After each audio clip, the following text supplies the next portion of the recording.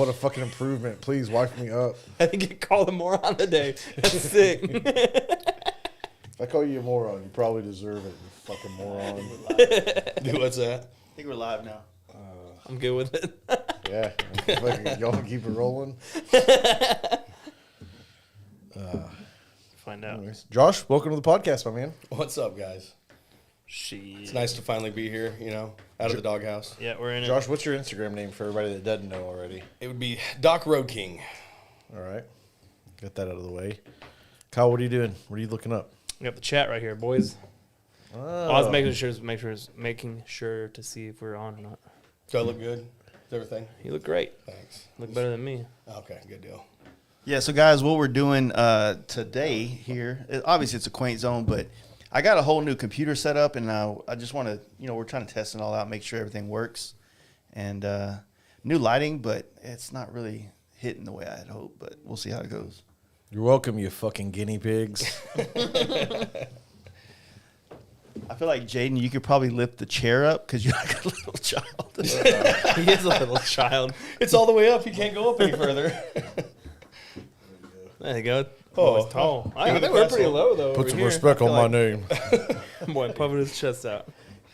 He does look like a little kid in the thing. It's funny. His feet are underneath the table. Yeah. Just swinging back and forth. Yeah. Well, I'm trying. So I got the cameras up on the wall now instead of on these little deals because when we would walk by, that's they'd right, yeah. shake everywhere. But the problem is that they're high up in the air, so you get like these downward looks, and it's not. I don't know. I got to still. Not flattering. He's talking about fat girl fucking Tinder profile. So I need to, instead of, I gotta raise the hat up here. So we're either so fat that we shake the cameras when we get up and walk by, or we're so fat that we just look horrible when the cameras are. We look great now. Or anything but eye No, we just level. made ourselves look Is this not better. the trust tree? Is this not a safe place? No, this is it. Yeah, this is it. Oh man.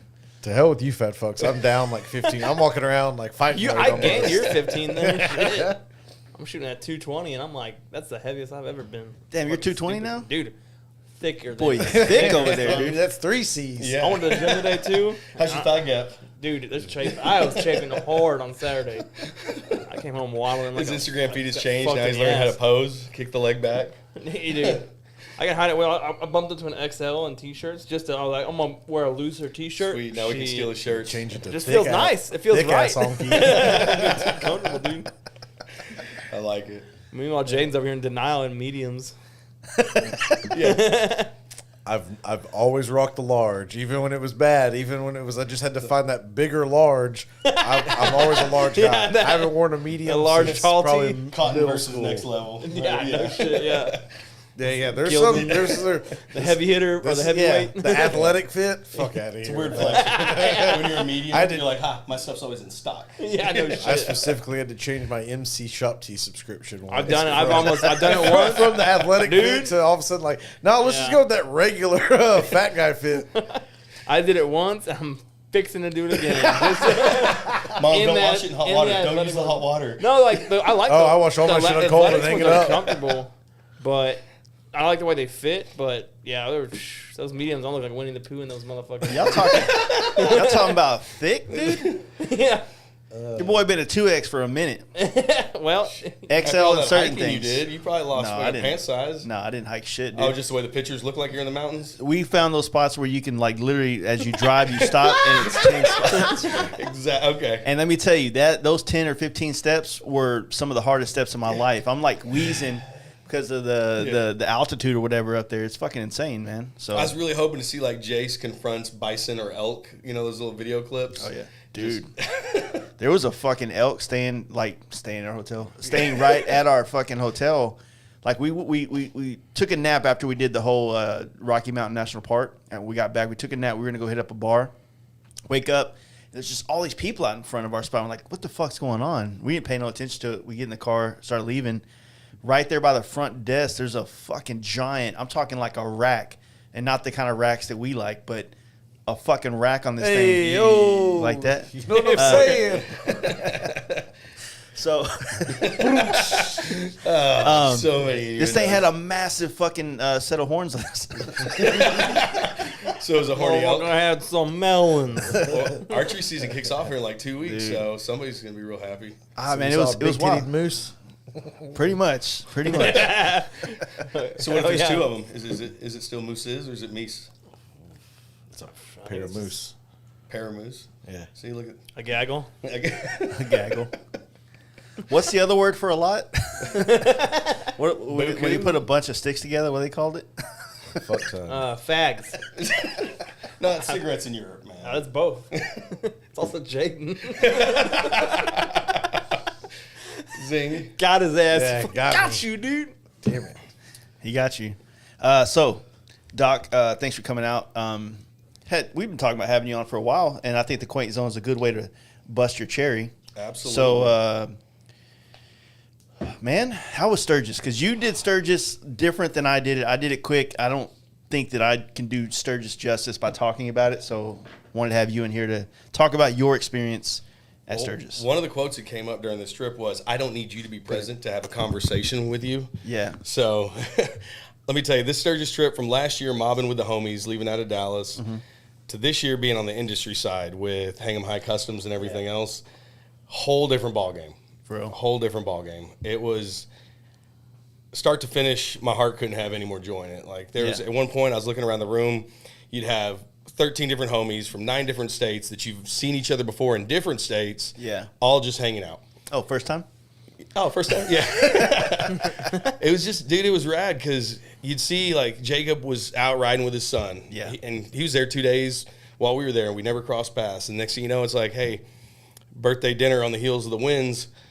There he is. You know, he's got his little man with him just smiling, high-fiving, running around, FXR show. He's pulling tickets, getting a hat. It says FXR Bazaar, and he's just, to him, it was a golden nugget, which was just, it was rad seeing him watch his dad have homies from all over. Yeah. And it kind of just set the tone like, oh, look, these heathens, they're not so much heathens. They're still degenerates, but they're rad. So, I don't know. It was seeing it on the industry side. You're learning the relationships, memorizing names, handshakes, who does what bike. It's evolved. Yeah, yeah. To expand on what you said earlier, something you said downstairs before we started on just the seeing all the friends from different states that you only see at certain times of the year.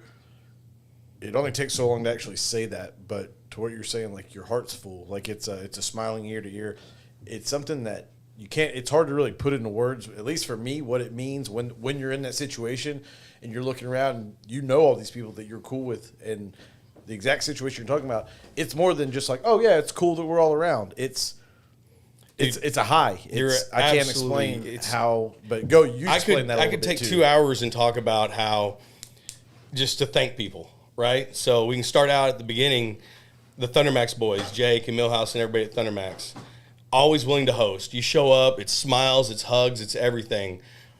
I've never seen Millhouse in his hometown.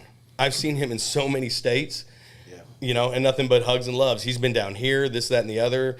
You have that. Then you have Ian. I've never partied with him in Colorado, yet I've seen him in Arkansas and Oklahoma and now, you know, Sturgis and everything else. Like, well, speaking of Ian and Thundermax, last year, Ian was just kind of hanging out with us, and he got a flat. We've already talked about it before. He got a flat in the lot.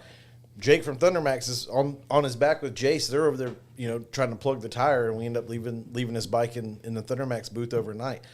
I mean, Ian had never met them, but those are the kind of guys they are. And it won't stop there. You have Monty there at Roach Customs. You know, he always sets up on the corner downtown. And while he doesn't have to, because he's in the middle of work and that's his big crunch zone. Yeah. Next thing you know, there's us. And he had a huge handout to like all the These Hang'em fucking High knuckleheads. boys. I'm telling you. But it was, you know, we try to stay out of his way. ringleader of them. Well, I mean, you know, Jetty. Jetty's being in his Jetty. own class when it comes to knucklehead. But Jetty's infectious. Everybody loves Jetty. Oh, yeah, It's yeah. infectious. He's more of a camel toe. You know, the police come by and you see them like, hey, just slide that barricade? No, those bikes were parked there. Like, just, he doesn't have to do that. And the guy mobs all over from Daytona to different things that camp out. Like, but it opens his front door to you, hands down. You know, he, after the hardcore show, we went out for my birthday. Well, he buttons up the shop. He's like, well, let's go do this. You're like, okay. You know, it's just, he doesn't owe anybody anything. Talking about money, right? Yeah, money. Absolutely. You know, but you're getting texts of all these people showing up, you know. Jake Swan, friend of the crew and like the community, right? His clique's out doing different things, different places. He made sure to come by and take time to come visit. Like, it's just, it's so crazy how they're thick as thieves, and you think blood's thicker than water, but I'm telling you, this motorcycle community, from what I've seen, because I did start out, hey, yeah, you're Jaden, so you're dragging? Yeah, I'll go to bike night with you, to camp out 2 weeks later, to installing ape hangers, to then T-bars, to like this whole evolution of exactly what has been said. I got spoiled rotten. I've seen the stories come to light. I've seen the friendships made. You meet people 3 and 4 times. Some people don't even know your name a year later. You know, it happens. Jerry? But it doesn't matter because, you know, so many people come in and out, just, hey, how's it going?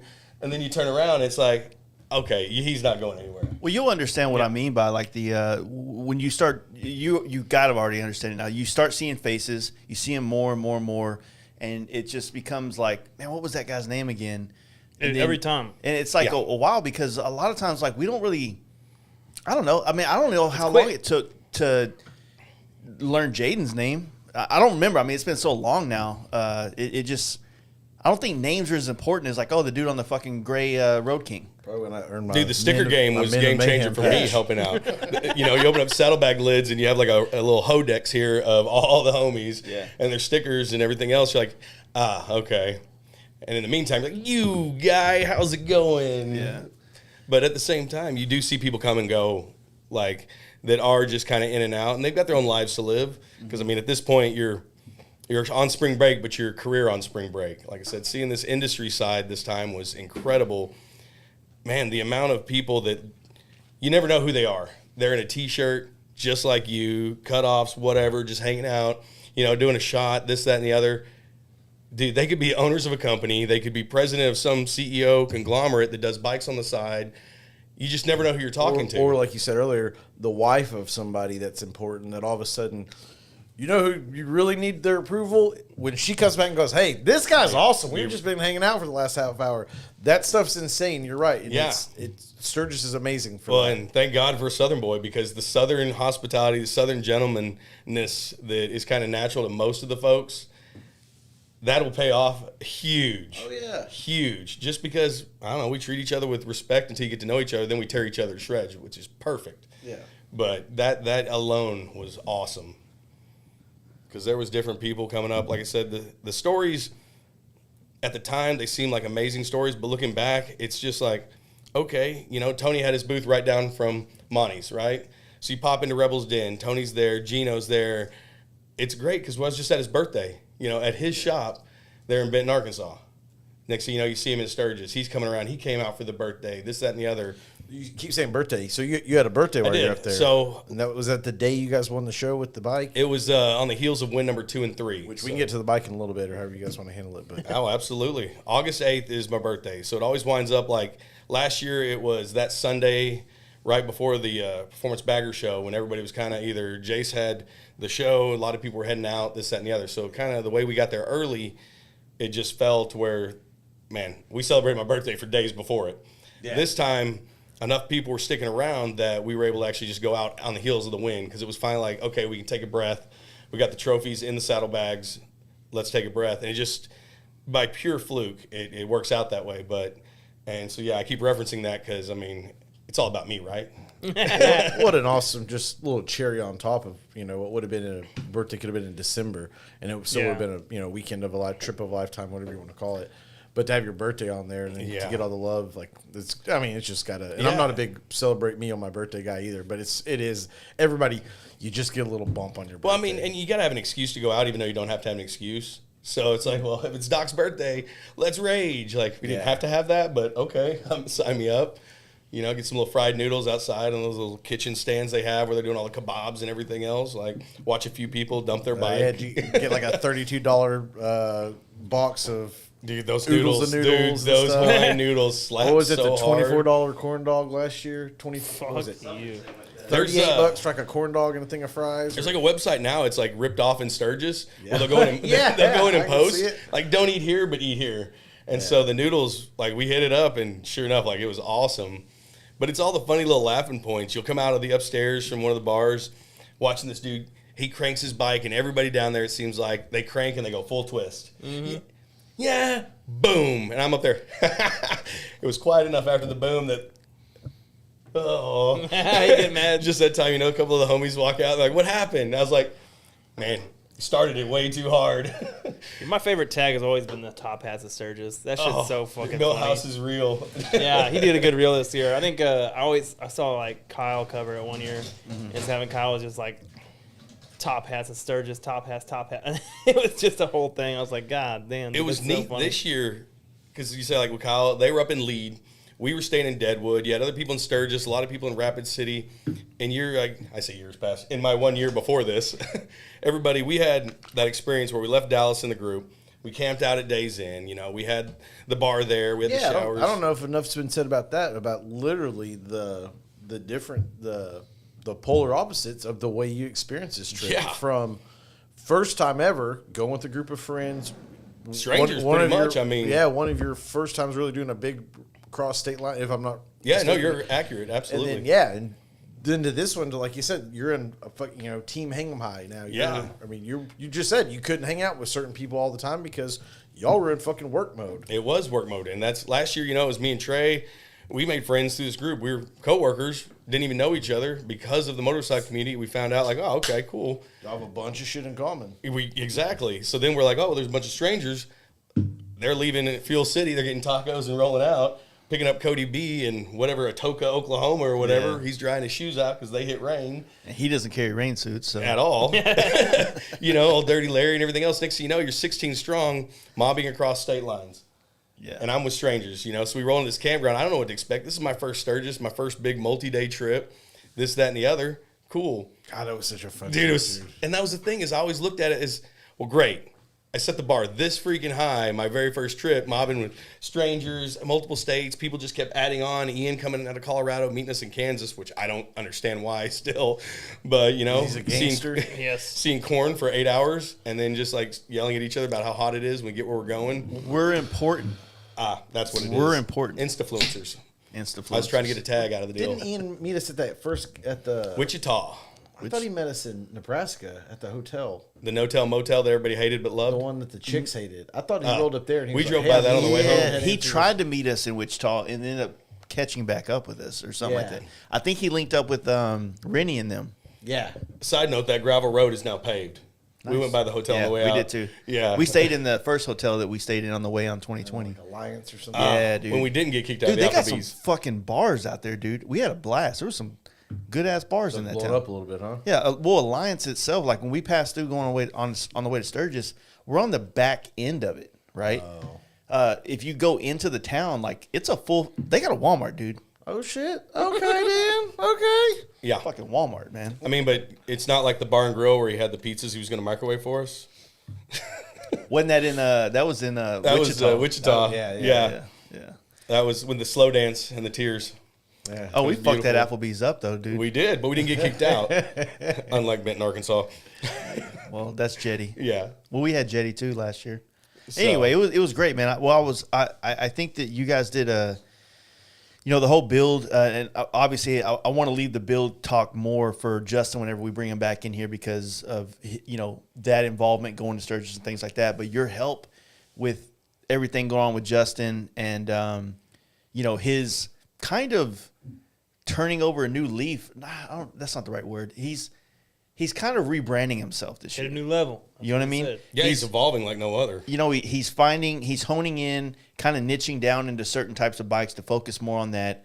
He can still build you a fucking killer ass chopper if you want it, but he's taken advantage of the opportunities that are on the table right now, like this bike that you guys built for Sturgis. Well, You and know what I'm saying? let me go on record saying too that I was merely, man, I helped where I could. He offered up to part of the team, and I'm just trying to help where I can. Maybe talking to people, maybe searching some parts so he can keep turning wrenches. By no means am I'm still learning how to three-hole my own bike, let's be honest. But what I can do is just help where I can. Maybe hold a part or cut my hands underneath because that paint wasn't cheap.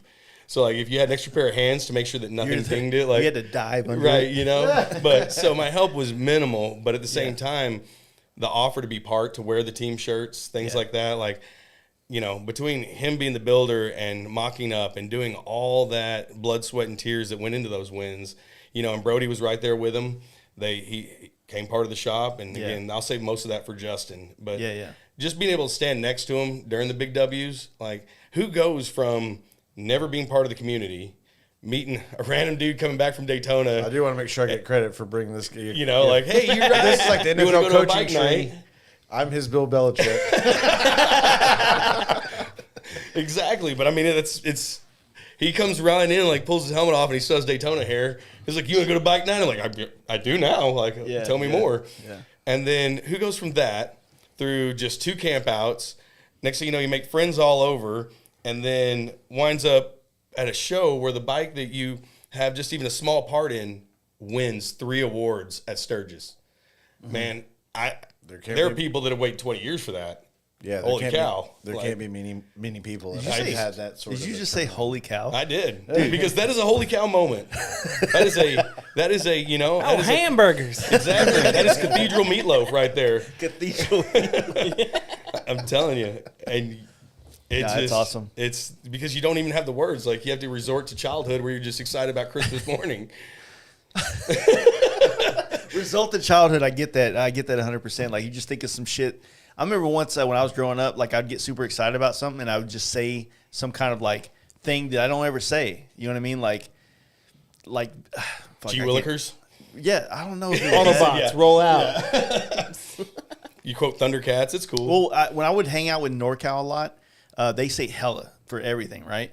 And I never say that ever. And so sometimes I get so excited about something, I'm like, dude, that shit's fucking hella badass. I'm like, what the fuck did I say that See, for? yeah, you like brain It's not scrams to me. the safe place.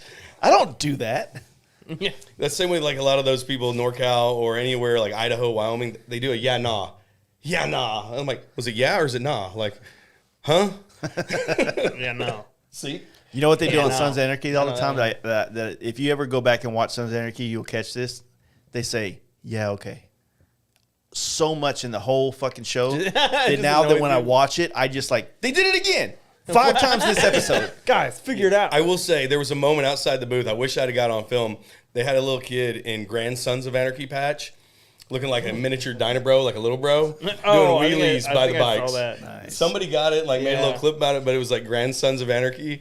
I'm not gonna lie, like, Clever, yeah, it was funny. I like it. and he was doing little Well, wheelies. hopefully someone got a picture of it so that I saw someone get a- XXX Land can put that out. Roast there. this little motherfucker. Roast that someone motherfucker. got a- Respect on their name. Someone got a video of it, and he was like, people were trying to dap him up, and he was rolling right past. Yeah, Yeah, like, like- fuck you. He had the mindset, like Yeah. if those little tricycle wheels could do burnouts, like they would have. Yeah, he was leaning into it for sure. But You know what my favorite ism is, and I think I get it from Missouri, is oh. Oh, okay. He's running So the- I think me and Jake are supposed to test this because I watched this thing on Apple TV. The fucking humble brag, Apple. what was this? No, No one has that with TV. I thought That's I like- thought it had some good shit on it. There's nothing good on it, but this one thing, Ted Lasso, right? And so I'm not gonna go into what that is, but it's like a bunch of British people, and they say "oi," Oi, Oh, yeah. oh, yeah. and I say that shit like I get out of the bed, I'm like, "Oh." I do my own version of it, Almost but, Jewish. it's more Jewish. Yeah. but I like that fucking thing of Yeah. like, Oi. it's just a noise that has no purpose, but it's like an attention getting noise, There's if a you will. genre of music called oi.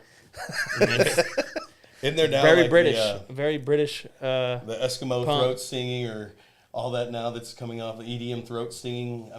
I got Oh, too yeah, deep in the yeah, internet yeah. The other day, maybe. Just, There's one called the Who, HU. Yeah. And Heilung kind of does it a little bit, which It's is funny 'cause more Nordic. I love Viking. the group of guys. They have the other day the Canadians to the north. You know, our neighbors, fries and gravy and all. Yeah. When you get your first "don't you know" like thrown at you in your sentence, you're like, "That was mine." This, don't you know? Like it was you. Oh, like, yeah. like you're like check the If block. you ever hang out with Hoppin for more than 5 minutes, he hits you with that long exactly. and Like if you're comfortable enough to start throwing your natural isms, like Yeah. made it and block checked. Lauren wasn't up there for very long, my girlfriend, and she still says soda. And I always fucking call her out on it. She's like, You want me to I'm get gonna you get- a I'm gonna pop? drink No, some I want a soda. Coke, and it means a Dr Pepper. no, Duh. and she really accentuates the O on it. I'm just like, yeah, she hates it. hit it with the lips. What are you doing? It was cool, man. Like we had a short stint in Sturgis, and then I got fortunate to stay at a baller ass fucking house. Yeah, Thanks I'll to second Witten that. and Scott and all the homies in that tax bracket, and and that was dope and real awesome of them. But they also like asked me to reach out to everybody to get them to come to the house, and you know I felt like I felt pressure, like oh man, like I gotta go tell everybody to come here. Like now all of a sudden it's my part, or like I'm the ambassador for the party or some shit. And when I don't know if you were here for this, but my machinist, Jetty, Ian, and who else was with them? I forget.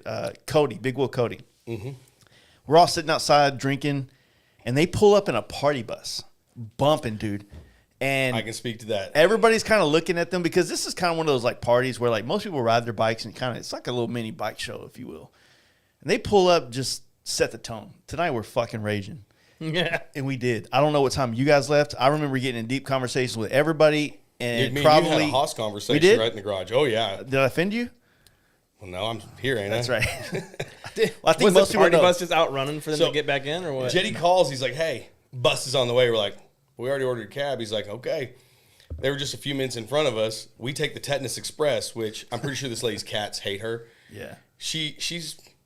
I find myself a man of a lot of words, but she can even take words away from me. Yeah. I had her convinced that our friend Cody was the president of his local hog chapter, and then he recently bought a jacket with tassels on the way up there. So she was just going on and on about leather jackets and tassels, and then almost drove off the road.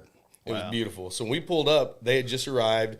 You were there, and like you pull in, you're like, okay, that tour bus / RV is more than a house that I've ever been in. Meanwhile, then you look at the house and like the views, the big windows, and then you go in and all the hosts and everybody are just rad.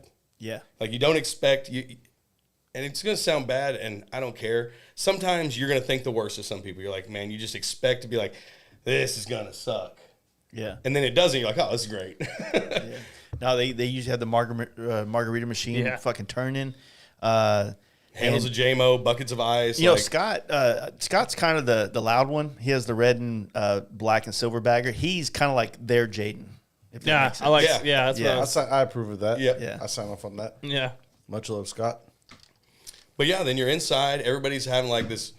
You have that initial phase where it's like, okay, these are faces I don't know, but they were invited, so they're here. Yeah. So this, that, and the other. Because initially the invite, when it came through, I had to double check. I was like, well, hang on. Is this an invite? Because I ain't going to be no wedding crasher. I mean, Yeah. I will, but at this wedding, I know some people. And again, you're on the industry side of the business. Well, I don't have your number, so I sent out a text to everybody that I knew that I had numbers for, and I was just like, "Yeah, come through." And then I was glad to see Monty because I didn't actually. I know I have Monty's number, but I didn't put him in the chat because I felt like he probably worked late. So I was stoked to see him crushing show it. up. Yeah, so Monty, you had Lowe, you had Adam, you had Tony, everybody, Gino. But that said, you walking around there, that garage was impressive, just in of its showing. All the different rides that people had, all the different visions they went with different ways.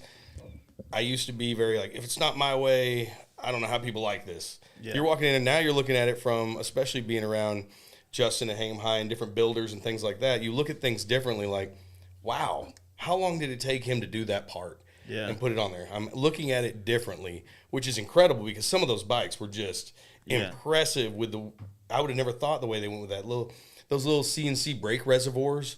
They were like just itty bitty screws and like, man, like just you're seeing it differently. Yeah. Well, Corey Souza was there, I think, when you guys got there. And he built a very different but very fucking dope bike. I mean, he built a Softail. He put an FXRT fairing with lowers on it. But it was a much different genre of, like, all the bikes that we ride. But, dude, it had some fucking swag, dude. The teal one? I don't know if it was teal.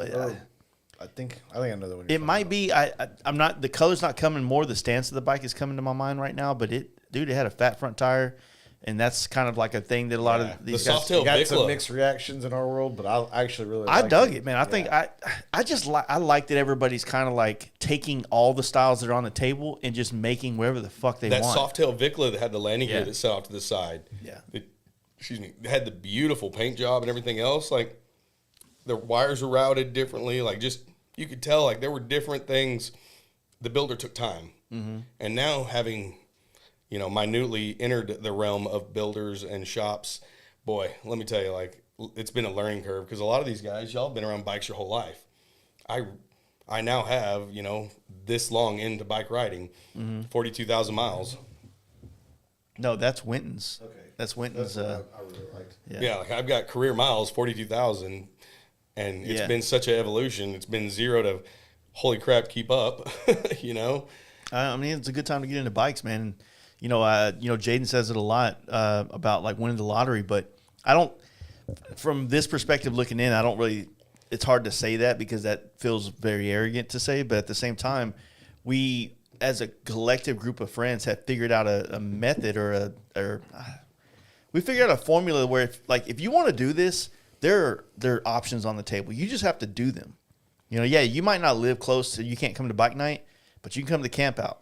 You can come to down south. You can come to Days In when we do that. You can come do all these other things. Whether you choose to make that a priority or not is on you.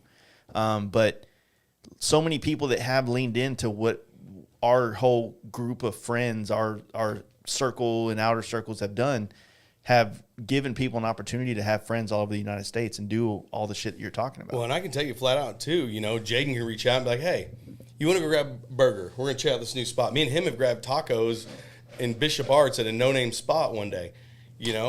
Kyle, we've different random spots. Next thing you know, there's 20 of the homies showing up. The old ladies are hanging out and everything else because just like at Sturgis, I flew mine up there. Mama don't sleep in the dirt and Mama don't ride across cornfields, which I don't blame her at all. Yeah. It was really hot. So I don't blame her. So I flew her up there to Rapid City. We get up there. Let's just be real. We don't want them to. Well, I mean, no. It's hard enough for me to deal with my sweaty issues. There's not a baby powder for 2 on that bike. Let's just be honest. But nerve for 2 on. Well, it's just counterproductive the way these bikes are set up. They're not set up for Couple travel. Yes, exactly. Yeah. They're just not. You can make it work as bar hoppers, but they don't. I mean, I don't care if I drive up in the bus. It's way more fun to do it by yourself. So glad you went back to the bus. Let me tell you. So when she would fucking agree. It's do you not remember like the bus pulling back up when we were headed out? So the bus returned. Now this bus is if you were a bachelor party or bachelorette party in Nashville, that's the bus you would get. Yeah. He sells $2 beers out of the cooler, stripper pole, 90s, just good old, just to the windows, to the walls. This is the bus that shows up. That's 2000. Now, a whole bunch of... Sorry, fact checker here. You know what? They still play that song a lot. I work in a bar that plays a lot of hip-hop music. That one still gets a lot of Hey, rotation. play a lot of hip-hop music. It pulls up. We get on it. And Sound like you're not okay with that. The boys get on it. We start heading down the mountain. We pull up in downtown Deadwood. Everybody on the street turns around and is like, oh, this is going to be good. I know there's about to be a bride brigade sash pulling out. We pull out, disappointed half the crowd. It was beautiful, but it was just, it was the only way this group would go is just asinine fluke of events. And I love it for it. It was, that same bus just sets. So Scott was hitting me up hey, man, what kind of whiskey do you drink? And I was like, don't bring my own. Don't worry about it. He's like, no, what do you want? We're buying drinks for the house. I said, I like Jameson.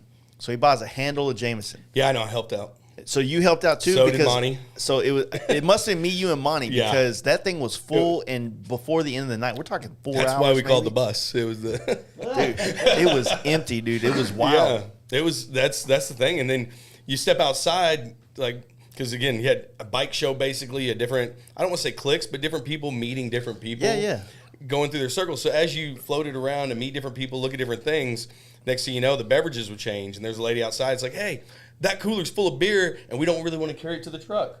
Say less. The positive way to spin it is networking. That's what business networking, people sorry. call it. Again, When I'm you meet learning. other groups or other cliques, it's networking. Well, no, Spread those guys. Spread the good word. Those guys they're very hospitable, and not just for me specifically letting us stay there, but just opening up the house to everybody to come out and have a place to kind of congregate. I know it could be a tough thing, especially depending on how far you live from there, but I really appreciate Winton, Scott, and all the guys out there that put on that, open up that house to all of us to come party and eat. Yeah. Did y'all have some barbecue? I know Jacob's Oh, it son was was so good, fucking too. destroying the barbecue. Yeah. Well, I mean, it was good. Well, Gavin went hard in the paint. Gavin, dude, I got a video of me. having noodles in that. I got a video of me and Jacob, and I think you were in it, where we were giving Gavin Jello shots.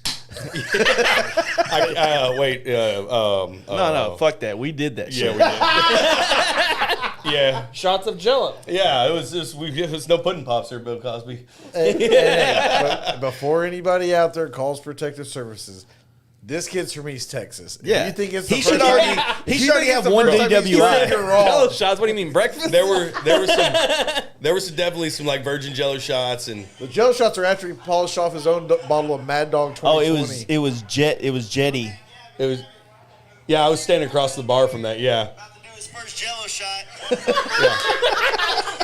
I guarantee there was more alcohol and Listerine he brushed his teeth with than in that little cup of Jello. Yeah, that's what I'd say too. I think that was just a shot of JMO last I checked. I'm telling you. So see, he's Look at him. rocking the hat. He's got his miniature Dixon because I was telling Jacob, I was like, what he Dude, saves he in looks money. cool as shit. He was like, "It's good." Yeah, right. You know? Yeah. That's what I'm he saying, was with but- the boys. He was going to say No, that. he was leaning in, dude. It was awesome watching that whole thing take place. Like Gavin, we talked about it earlier. You brought it up, but yeah, Gavin showing up. What Jacob wanted to do for this whole trip, just take his kid to Sturgis. His kid asked him, like, "I want to go to Sturgis for my birthday." At what? I think he's 10 years old. Yeah, for his 10. 10th birthday. Like, dude, a man can dream. Oh, right? Dude, I was telling My Jacob, son doesn't sick, give a dude. fuck about all I that threw shit. that kid under the bus so hard in the greatest way because we went over there because at the FXR show they do a raffle. Now, granted, everybody tends to win off this raffle, which I freaking love it. That was the Saddleman last year. This Yeah. year was a whole SNS air cleaner and everything else.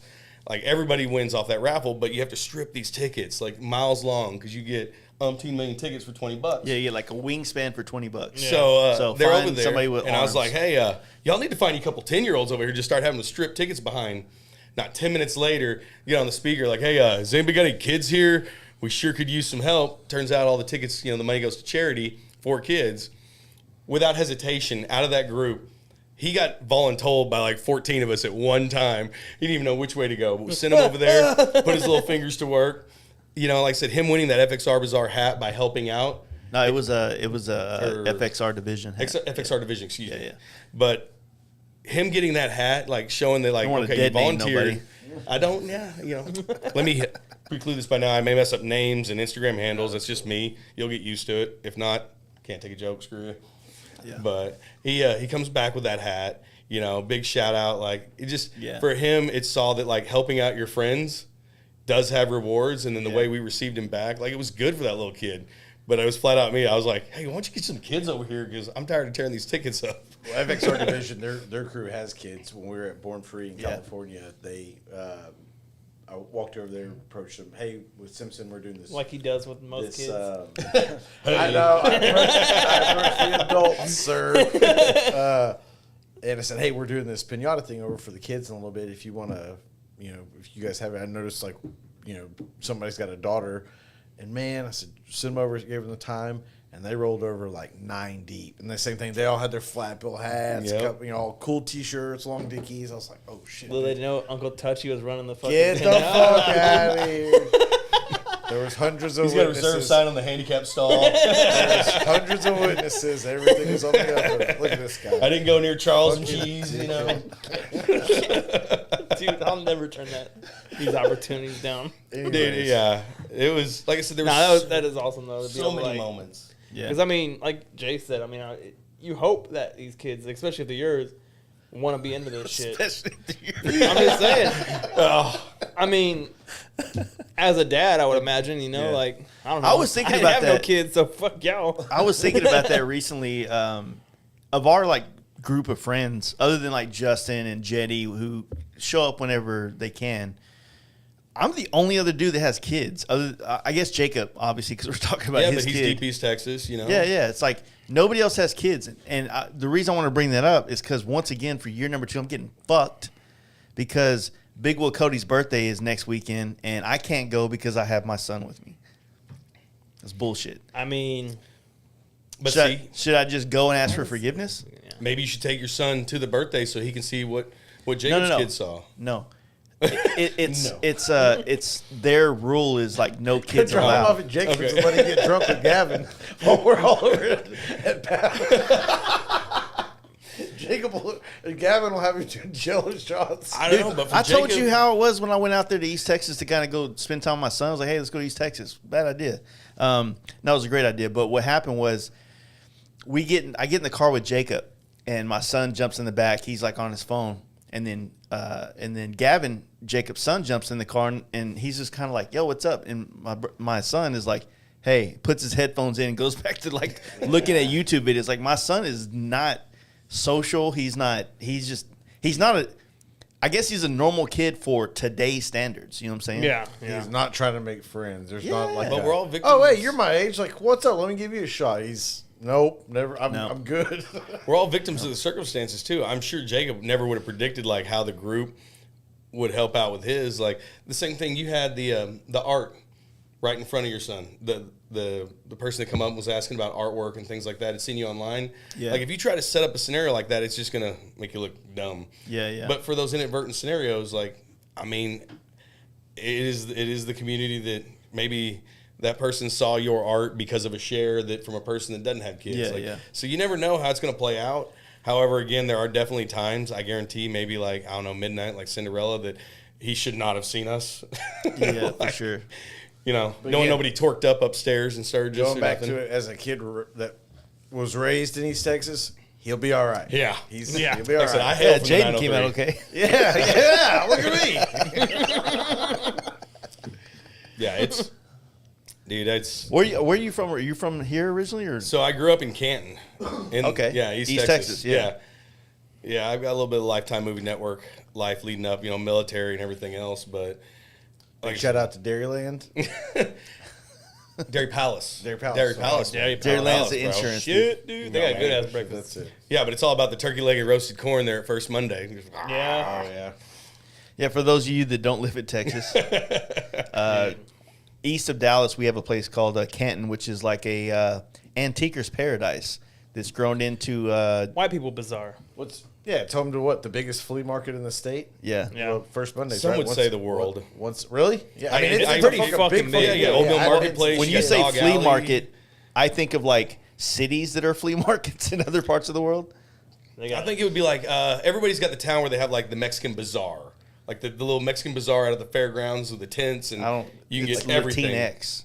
Like 30 in Buckner if you're from Dallas. See, it's called what the fuck is it called over there in Grand Prairie? yeah, that's what I'm thinking about. Traders Village. Yeah. Traders, Traders Village. Village, yeah. So imagine Traders Village if it took up, I don't know, its own city limits, and that's what it is. And so, like, other than the 3 days it's open, the rest of the town population is about 3,000 people. When that goes on, everybody comes down there like American Picker style and tries to argue and barter over an old rusty little. Yeah. I bought a hammer tandem nail. bicycle from Canton before. See, A tandem bicycle. Busted my ass on that bitch too. Me and my She buddy didn't- Severin. Yeah, we were riding in Dallas on that bitch, and we were fucking hauling ass, and we reassembled the drum brake on the back. It was like in pieces, but we formed it around Who has the a drum. drum brake on a bicycle? Dude, Like, it's like a 1960s one, dude. It was hard. We fucking JFK slammed those rode things this in. bike. That back wheel locked up, dude, and just like fucking sent us into the ground, bent the wheel and everything. It was so dumb. you know It what? was though? fun though. It's fun while it lasted. Exactly what you get. If you were to for- tell me that That's what story, you deserve for if you were riding to a tell me tandem that story and ask bicycle. who was involved, you would be at the top of that list. And what? If you were to tell me that story and be like, okay, who are the key players? Starting with you. Dude, yeah, it was. That was back before I was in my Harley days. I might have gone a different route. Yeah, you're in something about Mary bullshit, huh? Just Probably would have hung out on let's roll. fucking Cedar Springs or something if I would have kept going that route, huh? Gay. All right. But yeah, There's our first cancellation of the night. well, I already said fag. my Now I bad. said it again. That's okay. To the top. I have no soul. To the Red top. hair. I have no soul. Yeah. Yeah, it was. Yeah, fast forwarding from that party, like I said, then the hardcore show. You have all these different shows going on. You went on to Colorado, right? From that next morning, I think it was. After the FXR show the next morning, I went on. Okay, that's when we entered that hardcore show and was out there for that. And like I said, just seeing it industry side, you hear people talk about it, i.e. the podcast. You hear people talk about this industry side and things like that and the different people and the way things work out. But until you see it firsthand, it's just different. Yeah. I mean, I've heard you speak on it, you speak on it, like, whether Mama tried this, that, and the other. Because everybody's always like, oh, they're the Dallas guys. They're at the HTX block party. You know, Yeah. there's 3 or 4 of us ripping down there, or Tony's birthday out in Benton, or this, that, and the other. Cool. But then you hear industry-wise why the names keep coming up the way they do, which was definitely weird because then you're putting that name to the face like, oh, because there was one point at the hardcore show that was just awesome. And the bike's on display, and she's, I don't know, maybe 5'1", walks up. Is like, hey, I love what you're doing with our product and everything else. I'm Michelle Baker. Oh yeah. And Justin, everybody was like, huh? She's like, yeah, Michelle Baker. And like, we're still like, huh? She's like, Baker? Baker. And then she was like, I really love what you're doing. Here's contact information if you ever have any trouble with parts, things like that. Like, because we have their transmission, forefront, just like SNS and all the different key players. But it was just, that was the face of Baker right there, willing to shake hands, willing to talk to you in person. Yeah. You don't really think like, that's going to play out. And so I'm just standing off on the sidelines like, Baker. Well, that's neat. Yeah. She was the one that whenever we did the Baker podcast, she was the one that helped facilitate it so we can get her dad on. She's super cool. Yeah. When me and Steve rode there a couple of years ago and did that podcast in 2020, she, like I said, she helped facilitate the whole situation. She wasn't on the podcast. It was just Baker, and I don't know the mom situation, so I don't want to get into it. I speak not on that. I know enough. But Bert's a wild fucking Could you biker. be louder? God damn. Yeah. My beers need to Sorry. be so cold. My bad. It's cool. I was just telling a really cool story about That I couldn't hear it. I mean, I feel like my story wasn't important enough for. Well, I mean, The story. This is the 4th time he's done it. I'm out of beer now. You're fine. That's all it's going to be. it's Quaint, not the avalanche zone. Okay. Yeah. I still don't know what fucking Quaint means. He so. moved It's the small? mic away. Quaint is like Yeah, like ours aren't still here. Inconsiderate cocksuckers. I'm dumb the mic way up here. There's 2 over here closer. I don't feel no appreciation for my effort. Is what I'm fucking feeling. the whole hand. You knew I was moving beer. The bowl of You Skittles could have looking moved for your the own one green mics. I think Quaint. I think like the little house on the prairie, like the one house in the middle of nowhere. Isn't that quaint? What am I going to cool Then my you walk beer with in my and it's icy just like- comments like it's- you fucking catty fucking bitches? You don't think of Quaint. You don't think of James. It's my first time. I'm new. I don't know what to I'm about to see do. how fat my ass is. I'm about to go to take up. Dude, I'm about to start losing weight. I told everybody I was gonna have a 6-pack next month, so they better watch out. A 6-pack of beer? That made me You've been laugh. drinking all this liquor over here. Hey, dude. I'm drinking If you would have Liquid a 6-pack Death. by next month, I'm gonna have a 6-pack by next month, dude. Dude, Liquid they were Death. all over the sponsorships there. Are you just mixing Liquid Death with lime? Yeah. Jay like a Utah double said Chico. this is the Queef Zone. Who said that? Johnny Utah. Okay. You know, I've been a huge that fan guy. of Liquid Death for quite some Hey. time. Like, Jay Utah, you going to down south or what, bro? is this where we get a maybe? I'm going. I'm already. No, I mean for Utah. Utah should be going. He doesn't live far from He's it. against you. So that's speaking of him and kind of what you're saying earlier. You haven't done just the cool guy shit. What are some of the rides you've done solo? Because didn't you do one big ride solo? I did. I somewhere, and started then you out, did, another one with a buddy or something. Yeah, I did. I went through because my folks moved from Utah down to Arkansas at the base of the Pig Trail. Yeah. So I went to visit the folks, quote unquote, and spent 2 weeks riding Magazine Mountain, the Pig Trail, Eureka Springs, and all over Arkansas. Probably, 13 days too much for Arkansas. Well, what did I say? 2 weeks? I'm sorry, 1 week. Let me correct that. Which was still probably 4 days more than I needed because it turns out like once you get riding and the air cools down, like okay, neat. Problem was stock bike. Tony's birthday a year ago, I messaged Steve Chamberlain and Mark from Texas Performance. Was like, hey, let me know y'all's route. I'll meet up with y'all on the way in. And for them, it caught them off guard because normally everybody's like, hey, come meet us here. He just shared the location, and I lined it up so that on the other side of Shreveport, I'd meet up with him at a fuel stop. Yeah. So we met up, and then we did a tank-to-tank across Louisiana into Arkansas. Mind you, I was like, I'm going to take third place because I'm still trying to figure out how to ride. Fucking forget about it with those guys. But watching them, like setting their lines up and watching them run, doing tank-to-tank, and I did my damnedest to stay with them, that just pole vaulted me because we got to the gas station, and they were like, nice. I was like, bro, that's probably the hardest I've ever rode. But watching Who was them, this with? Mark and Steve Chamberlain. Oh, okay, yeah. But I just met up with them on their route. I didn't make them like, Yeah. hey, come ride, meet me here. They sent their route, and I timed it so I'd land there at their fuel stop. Yeah. And then from there, we did.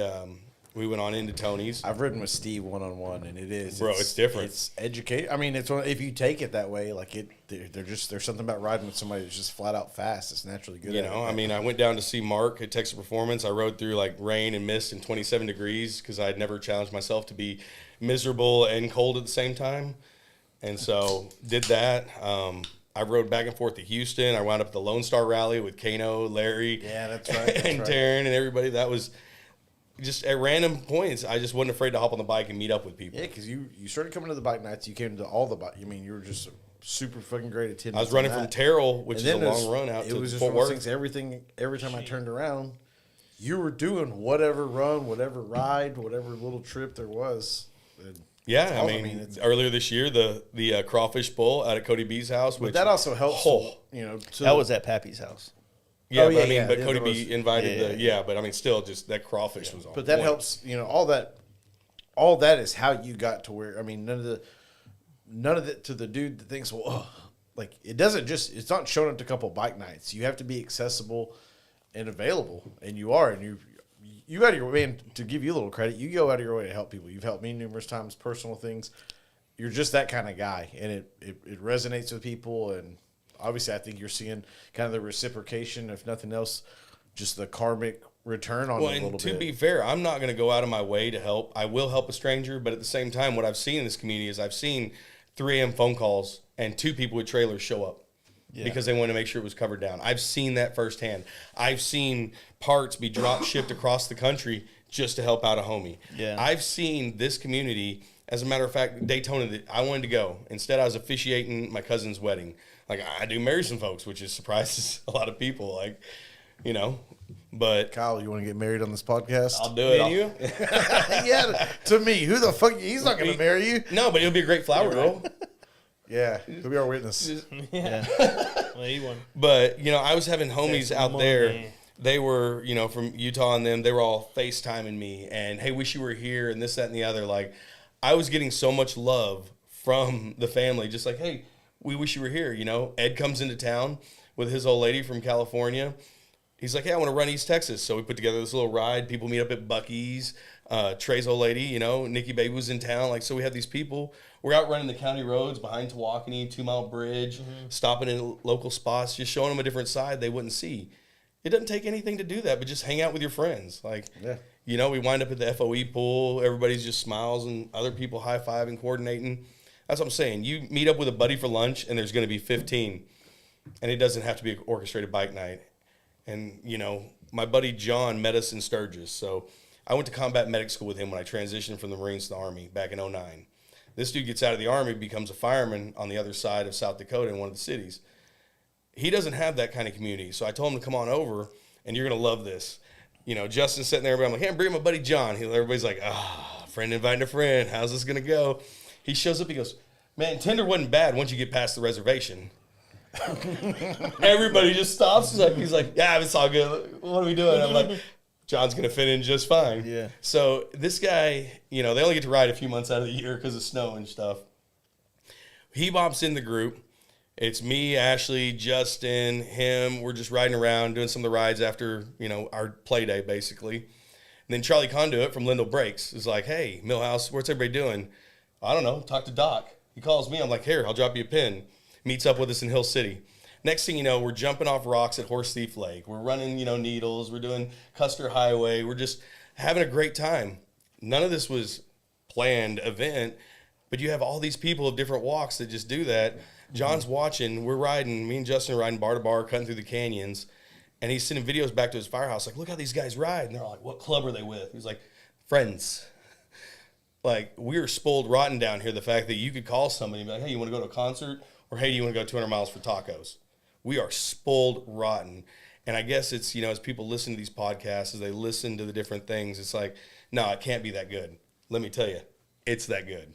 Yeah, so basically, to the dudes selling the fringe or whatever, don't take it for granted.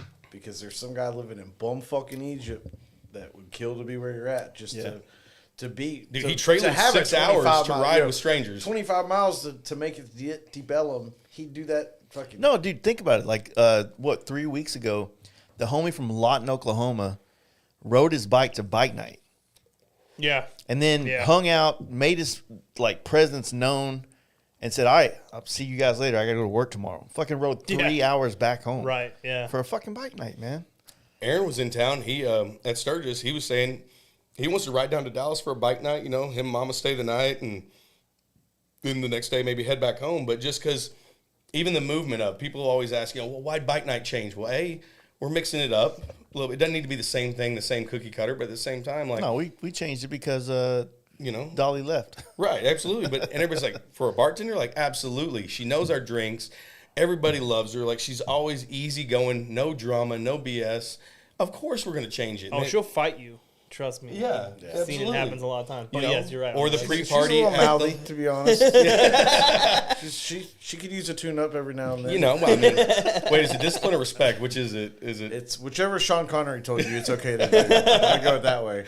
Oh, but she'll come back with Oh, fucking. I love it all. Yeah, yeah. That's- yeah. 'Cause But no, isn't, but She saying that whooped my though, ass too. Who am I talking Isn't about? there going to be like a pre-party coming up at a different location? We've Yeah, so we're discussed? working on the whole. I need to talk to Justin. I got to go pick up some oil from him tomorrow. I'll probably bring it up, but you know, with Born Free coming to Texas, I already got like a lot of cats. You know, FXR Division and some other homies out on the West Coast that are coming to town first, and so we're gonna host a pre-party somewhere in Dallas on the Thursday before Born Free Texas. So we're figuring that out.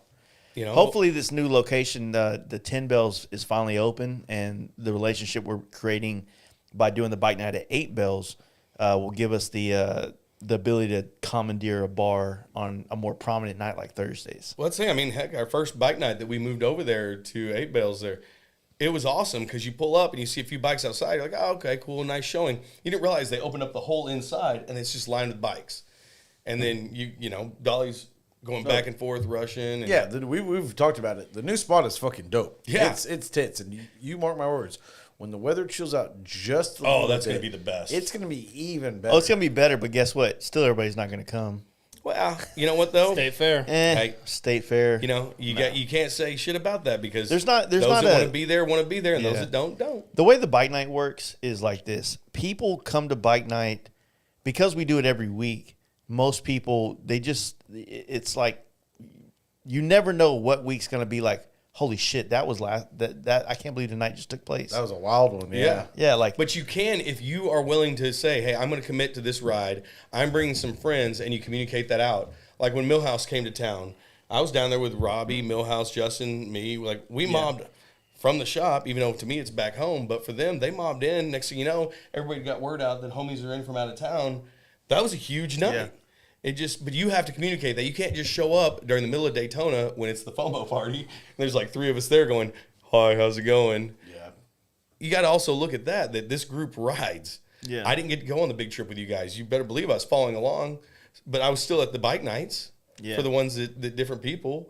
I'm not going to just Holding it down. abandon. Yeah. Yeah. You know, but the group rides. I've been on trips. You know, I work. You guys work. Who cares? Like, coordinate, and if you're going to come into town, cool, say you are. At least maybe 3 dudes can meet up with you for dinner, and you can have at least that. yeah.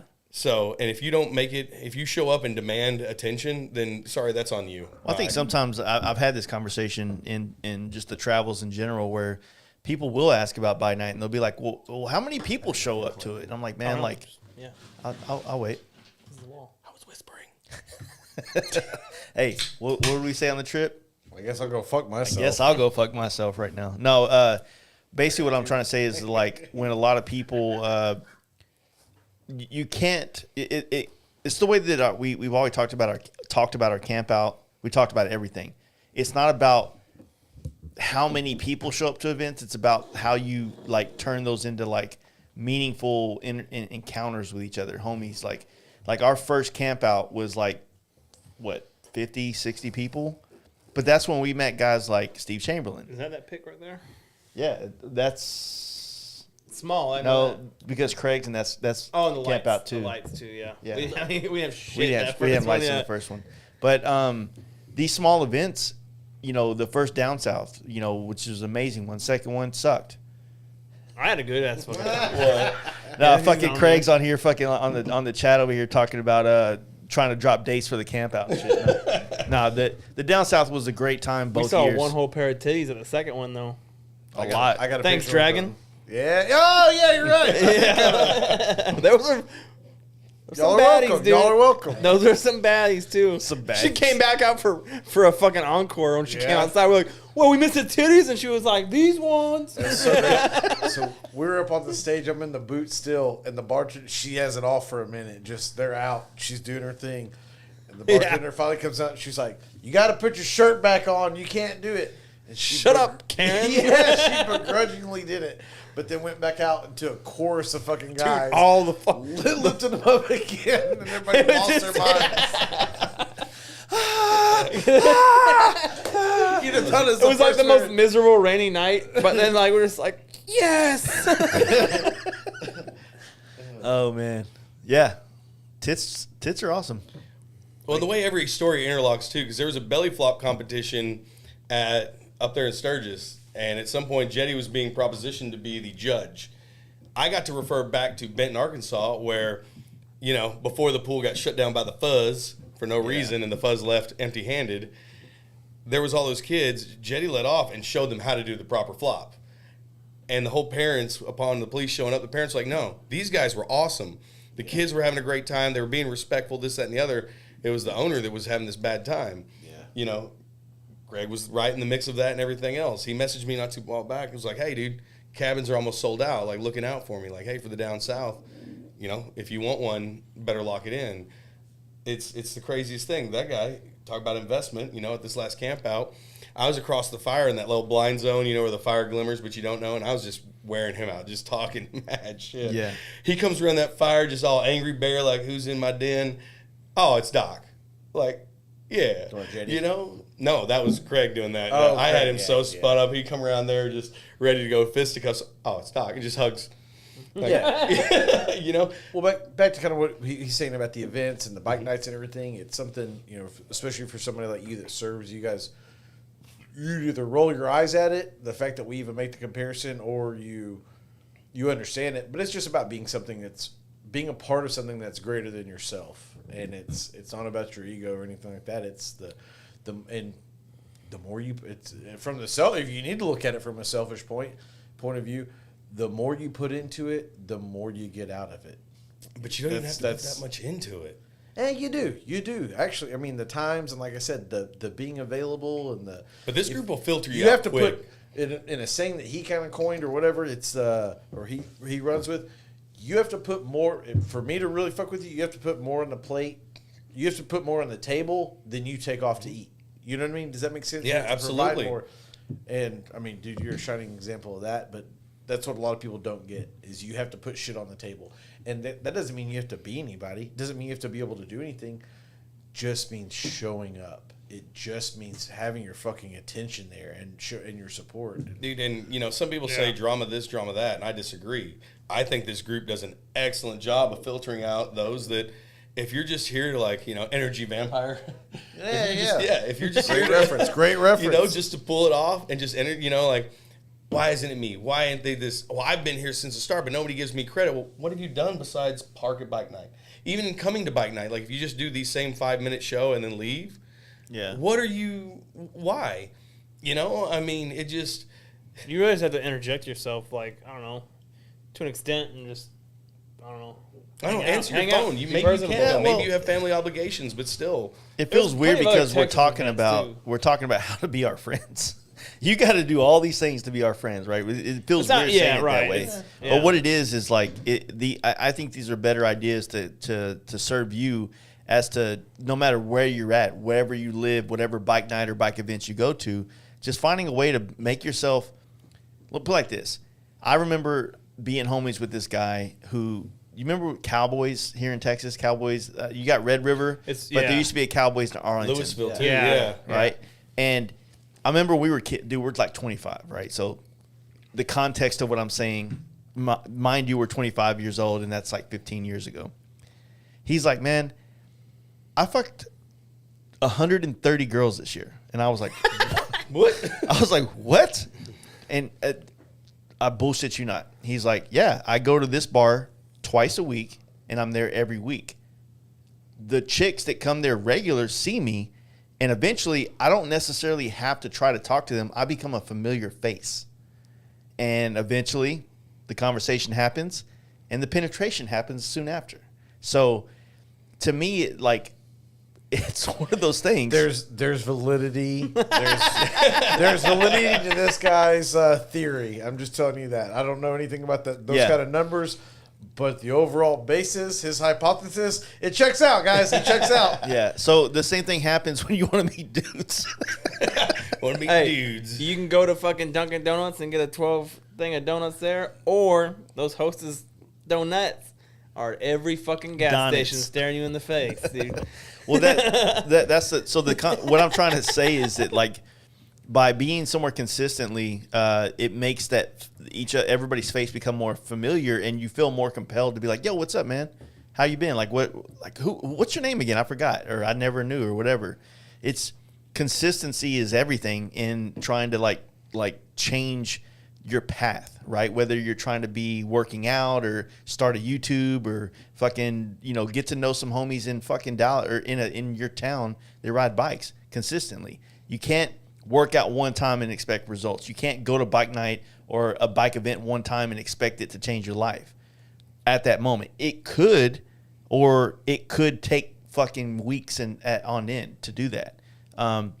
It could just be like, hey, take the opportunities that are on the table. When you meet somebody at bike night and they're like, hey, man, follow DFW Dyna Crew. We put rides out there. Follow the fucking page. And when they post a ride this Saturday and you're sitting on your fucking ass watching college football, get up and go fucking ride. And they're like, oh, man, thanks for coming out. It's dope to see people putting back into by being a part of the things that we're trying to put on the table. Well, and I wasn't trying to derail it to make it like a how-to podcast, but take Mark Collier, for example.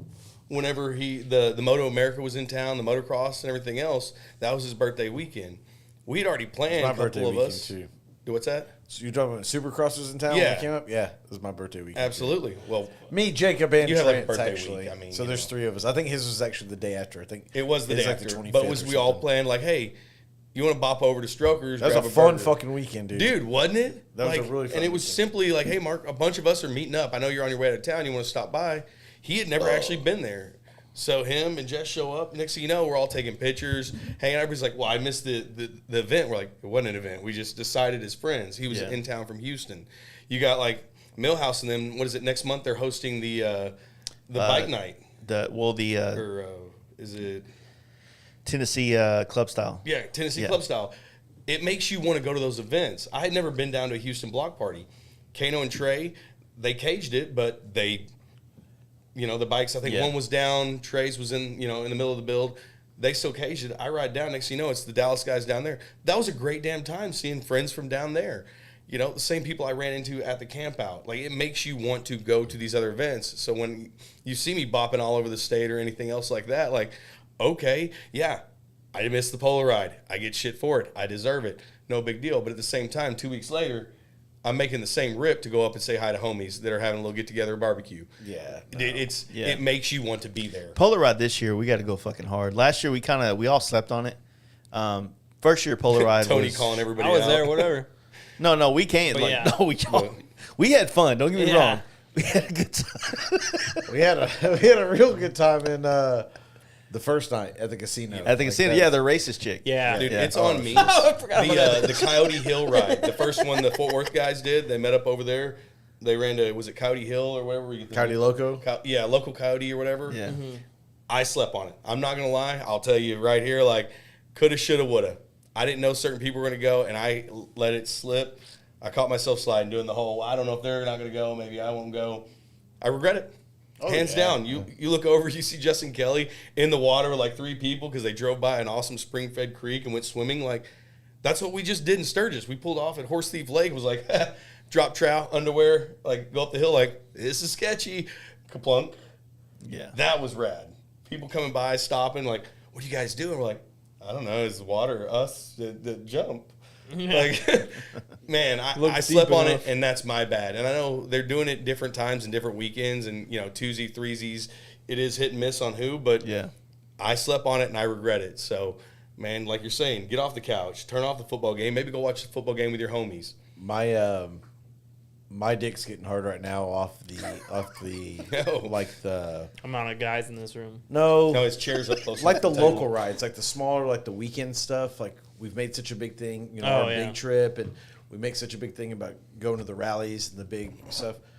What I'm really looking forward to doing more as soon as the weather chills out a little bit more is stuff within our state. And yeah, it may not be fucking canyons and mountains and whatever, But we have but that. we do have some cool shit Yeah. within, like I said, a day ride, something where you can take off on a Saturday. You don't even have to worry about leaving Friday night. Get off Friday, figure your shit out, get it all packed down, leave Saturday morning early. Dude, an overnighter to the And sisters. stay the night somewhere and come the fuck back tomorrow. We have so much stuff. That's what I'm really looking for. Stuff where you don't necessarily have to take time off work. If you do, maybe it's a couple hours on like a Friday afternoon if you really want to get a jump started. But that's what I'm looking forward to, getting back into the smaller. Wasn't it? manageable It was trips. Friends just day before yesterday Yeah. talking on perspective. Yes. He Yes. took out to ride, wound up down at Lake Whitney. Like, and granted, I look back at the temperatures here. It was not a cold day. That dude's out sweating his nuts off, burning rubber, and like getting like he had a gut check moment. Now, granted, he's part of a big ride, group ride, this, that, and the other, but that dude's out there just reconnecting. I'll tell you what, after this Sturgis, I we need did it. the little rides. I need it already after our trip. Exactly. I ride every fucking day. The bike is my only means of transport. I ride every day. But dude, there's a difference in riding around town, going to work, doing your errands, and actually just fucking cruising. And I'm already missing it. Like I need to get the fuck out and just Well, ride. And even Jay said it, like talking about the whole last year versus this year. But last year, everybody kind of mobbed. The mob, which takes forever and then some. This year, I saw so many people out. Well, I'm going to go do this ride. I'll catch up with y'all later. Or I'm going to go with these three friends and do this ride. There were people out chasing miles over the collective, does I fit in, this, that, and the other. There were some people, Cody, Brody, they were like, hey, we're going to catch this concert. We like this band. I was like, I'm not the biggest fan, but do you? Next thing you know, like, okay, hey, we're back. Everybody kept their phone handy. Like, we have that right here. And for him to be out near Whitney and everything else like that, crushing miles, okay, so it wasn't in the group, but he was still out riding. He didn't have to be. The fact that we run over to Fort Worth for a bike night, everybody, the Dallas-Fort Worth Metroplex, DFW, if you will. There's the Fort Worth night and there's the Dallas night. When I first started, it was a very segregated event almost. Like, it was different. And I was running from Terrell out where I used to live, next to you. Yeah. That was an hour and 20 minutes out for a bike night, all the way to the Fort Worth side. And I was still doing it because I was meeting different people. Next thing you know, There's fast some forward, great dudes over there. 6 man. months later, the Dallas night has so many Fort Worth homies coming over. They're just trying to rebrand, move their stuff around. Like, I'm seeing in our own niche, we're finding change and rides. And when you get there was one night we went and mobbed up to the stockyards and did ride in a ride in a ride. When all it was like, stunt we got dudes bikes. doing You guys want to go over here? We're like, yeah. I've done one of those. You know? basically follow the stunt guys going, all right, am I going to get on Yeah, the fucking exactly. ticket even though I didn't do a burnout I'll be the one? fall guy. But it's, that's what you're seeing now is more of this blending of cultures. And Fuck you, pig. like you did shit. my first bike night when the Yeah, cop I'm pulls wearing up, an like, only gay cops oh. give me tickets hoodie and I can't run from him at all. that cop pulls up and he's like, hey, who was the guy that just burned out and flipped me off? I'm like, I was on Instagram. I'm just here. Name was James Jones. But, I'm just like, I was like, he's like, well, I got the film. I'm like, well, put it in your VHS and review it, bro. I don't know. Yeah. And everybody's looking at me like, you didn't give that cop anything. I was like, I don't have anything to give. I don't know who that was, but it was a cool show. The dude did like 360 and white smoke and rolled on. I was like, neat. Yeah. You can tell it's an Aspen because of the way that it is. I was completely happy. Yeah, Should we start that trend? On the heels of Sturgis on such an amazing trip, what's your plan on your next? Actually, anything. Let's just run through the rest of your year. What's your roster look like? Your calendar? So I really want to do a lightning quick run to Terralingo, which is the week before Born Free here in Texas. Born Free for us is such an easy rip out there. So you're not trying to do it with the is that the? The FXRs of Houston. Are you trying to do that run? I'm trying to or like go out there, stay the night, on your own. have a good time. Well, I've talked to a couple of buddies that want to do it, and they're like, well, work this, that, and the other. I'm like, no, I'm not doing a 5-day trip. Like, it's a 9-hour banger out there, but once you're out there, maybe make it a Friday, Saturday, Sunday. Go out there, because I love Big Bend. I love that national park. In another life, Jace found out, like, I used to dabble with guiding elk hunts and whitewater rafting and stuff like that. Like, I've got a whole other background. So out there, Big Bend is one of my favorite national parks. I've never done it on 2 wheels. I've done hiking, 4-wheeling, everything else. So to go out there, high five the homies, see the guys from the block party, sit around a campfire, drive around Big Bend for a day, and then rip back, cool. It's not too hard. It's a Friday, Saturday, Sunday. Because again, Born Free is in our backyard. That's easy peasy. Like, hop on the bike, go out there, make it seem. Yeah. You don't have to go out there and get tore up with a case of beer. Go out there in the morning, spend a day, shake hands, like catch up, find out how people's family is, see the sights, do the things. There are people that are going to be traveling in from all over. They'll be camping. It's in my backyard. Yeah. What an asshole if you don't even hang out in your own barbecue. Bring a case of beer, though, and get tore up. Right. I mean, you got to leave a window. Yeah. I believe we did that opening weekend out there. I slept at the top of that bowl. So you're trying to sneak in run a Terlingua, but not necessarily with the FXRs of HTX. Yeah, like I'm not doing a group ride or not like that. Like just to pop in, like, oh, what's up? Well, yeah, you could show up and do like stay at the area that they're all right. Yeah, they already put out. They have overflow across the street. Yeah, perfect. Just a little. I'm showing up to that bitch and staying in the middle, and I'm not booking it. Well, there you go. I ain't booking it. I'm showing the fuck up. There's the down south, of course. Like I said, Craig's been on me about it. Last year, I bought shirts and everything else. I don't have the shirts because I didn't show. Ooh. And so be it. I don't give a shit. I'm going to re-support it. I'm still going to buy from the homie, but I didn't show up to get my shirt. I was a whole day off. That's how I wound up at the Lone Star Rally. You know what? But see, you know me. I want to earn my mile. But actually, if you run across that shirt, let me know. Don't burn the homie. I think they got back together. God damn it. Way to be discreet. This episode is brought to you by Thunderbacks. Anyways. But yeah, so down south. And then, of course, I don't know. It's just like there are some few rides. I'm going to do Daytona this coming year. I'm going to do it. Like after missing out and the FaceTimes and everything else from everybody last year, I've never been. And I don't care if you pick this week, the front week, the back week, what's the good week, the bad week. I had so much love come out of Daytona from friends like, Trouble and everybody else. Like, hey, wish you were here. It doesn't matter if I showed up the week before Daytona. I'm probably going to have a good time amongst people that I love. Yeah. So I'm in. Yeah. So however it plays out, I don't need to load up a trailer and this, that, and the other and specific block windows and try to fit the bill because I'm not going to be that person. It's just like Adam, RG Destroyer and his old lady Lowe and everybody else that were all around Sturgis. They set up something I was telling y'all downstairs. I haven't been to a concert in a lot of years. Just it hadn't worked out, just nerves, things like that. They set up a night right before my birthday there. I believe it was the 7th in Sturgis. They had wristbands in this special area at this concert there at Iron Horse. Man, we walked in. I was like, this crowd, I don't know. Had second thoughts. Like, no, come here. Is that where everyone was in front? Yeah. Who was that?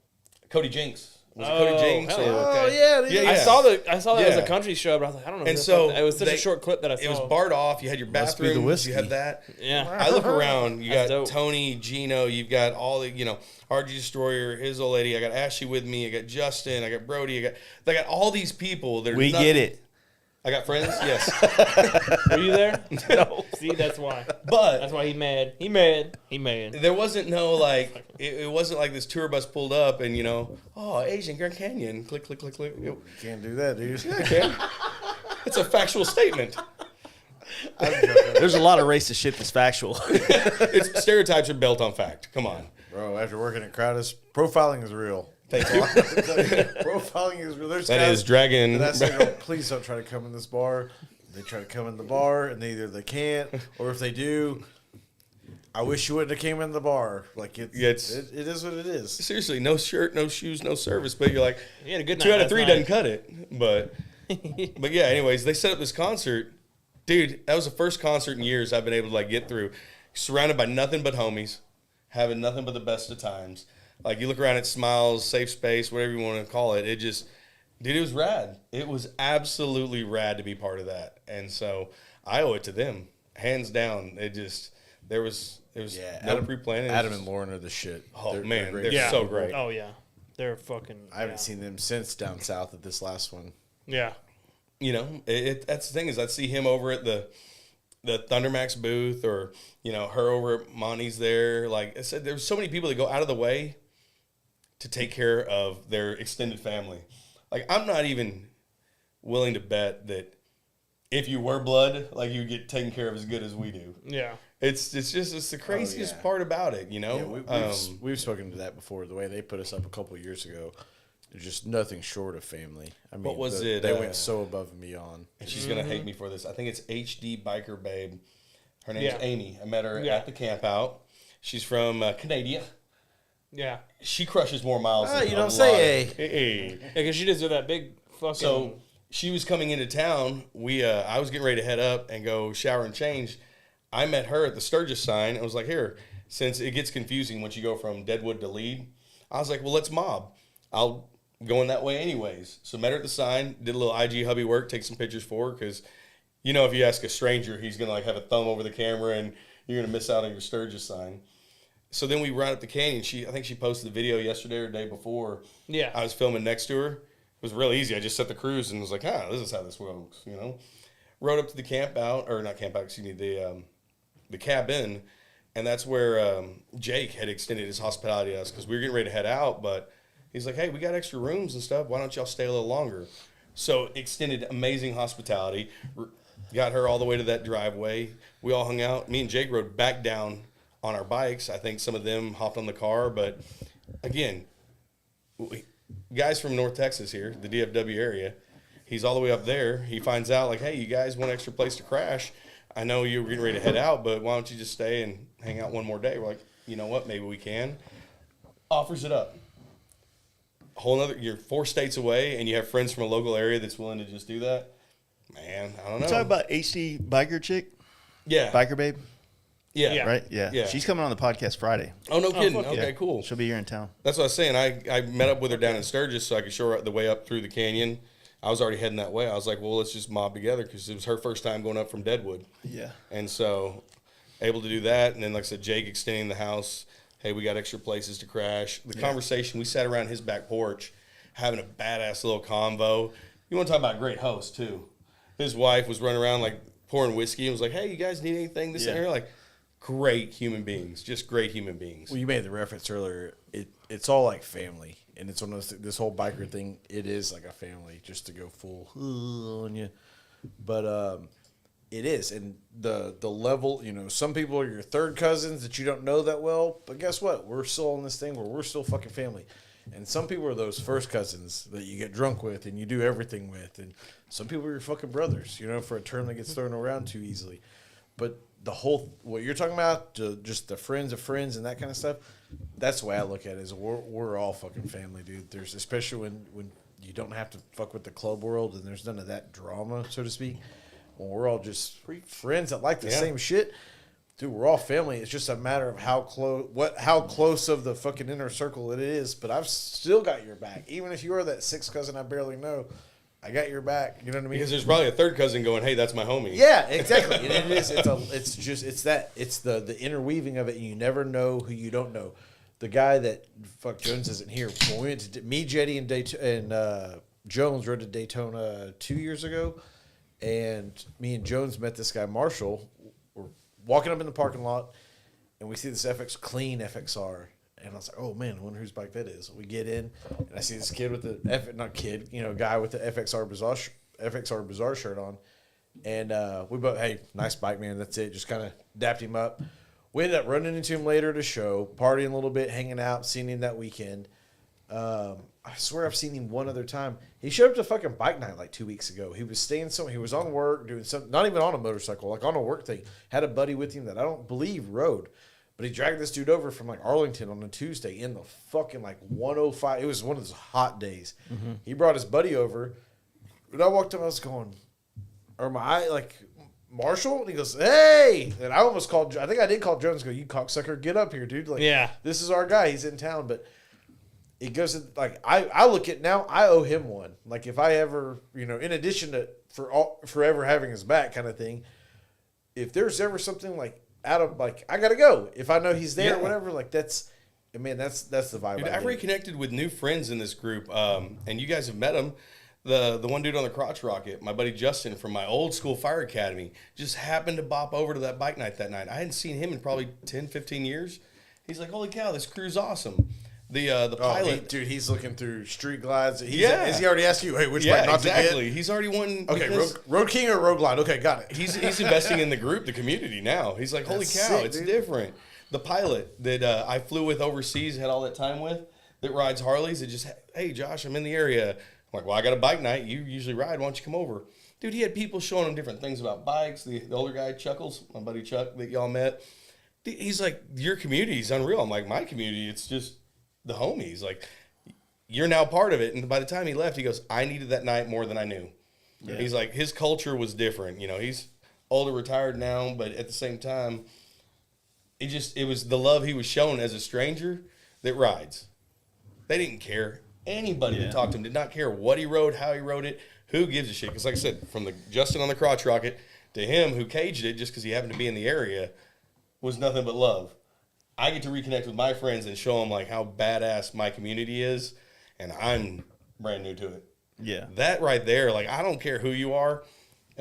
It's rad.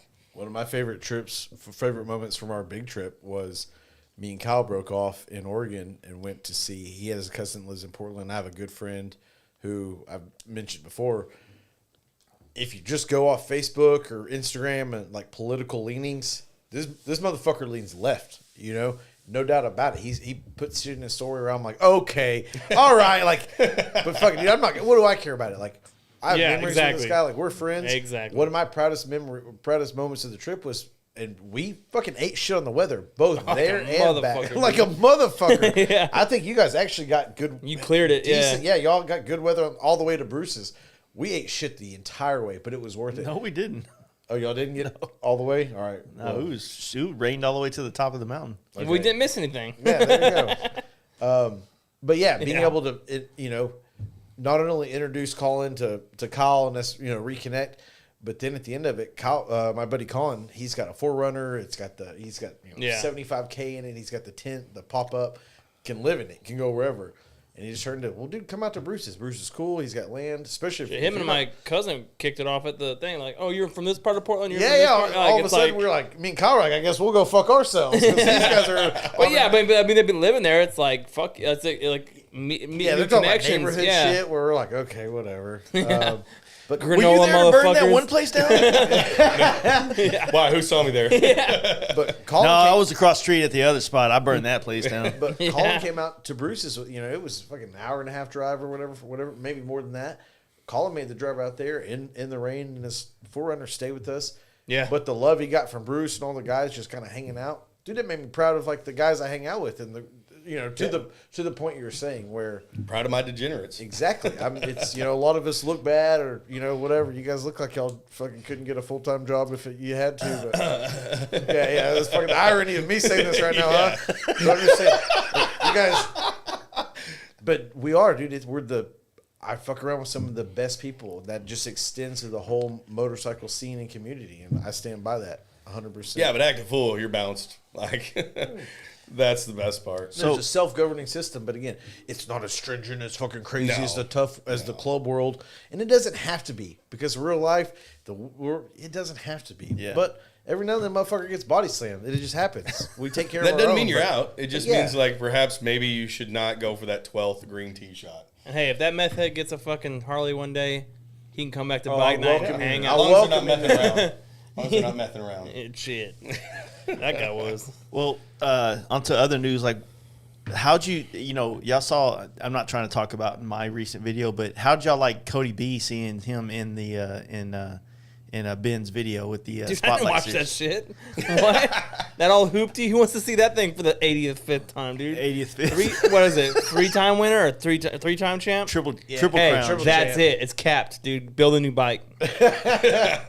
I told him that when I saw it. No, I haven't actually watched it yet. I watched it. It was pretty cool. I was gonna watch it, but he hadn't just released it yet. He had just teased it, and so I thought Yeah. it was out. But I haven't had time to actually check it out yet. That's Did you awesome. check it out man. yet? Yeah. I liked it. I love Cody. I mean, what do you want? I'm trying to stop trying to I love talk it this mad because shit. even at Sturgis, we called it like there's a point where he's just kind of like Cody B.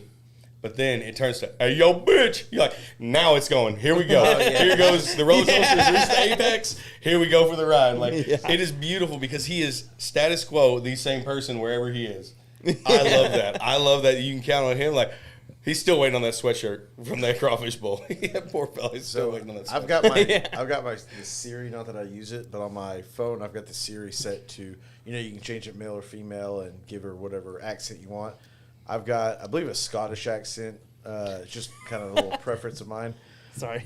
I've made That's a mix shit. I've of- made changes to, like, if I can get Cody's I got you, voice, bro. especially navigation. It's like, all right, go and take a ride up here, stuff like that. Like, I don't know. I did Cody, so yeah, I enjoyed it. And I don't know. He just needs to repaint the bike. Well, it's funny because The bike fuck. I don't want to. SBC He doesn't have bars. to change the bike. He doesn't have to repaint I was that. totally talking shit, dude. We love Cody, But I and did his think about bike it when I is was, sick. I was like, I'm oh, I just super happy to watch it. 74. Yeah.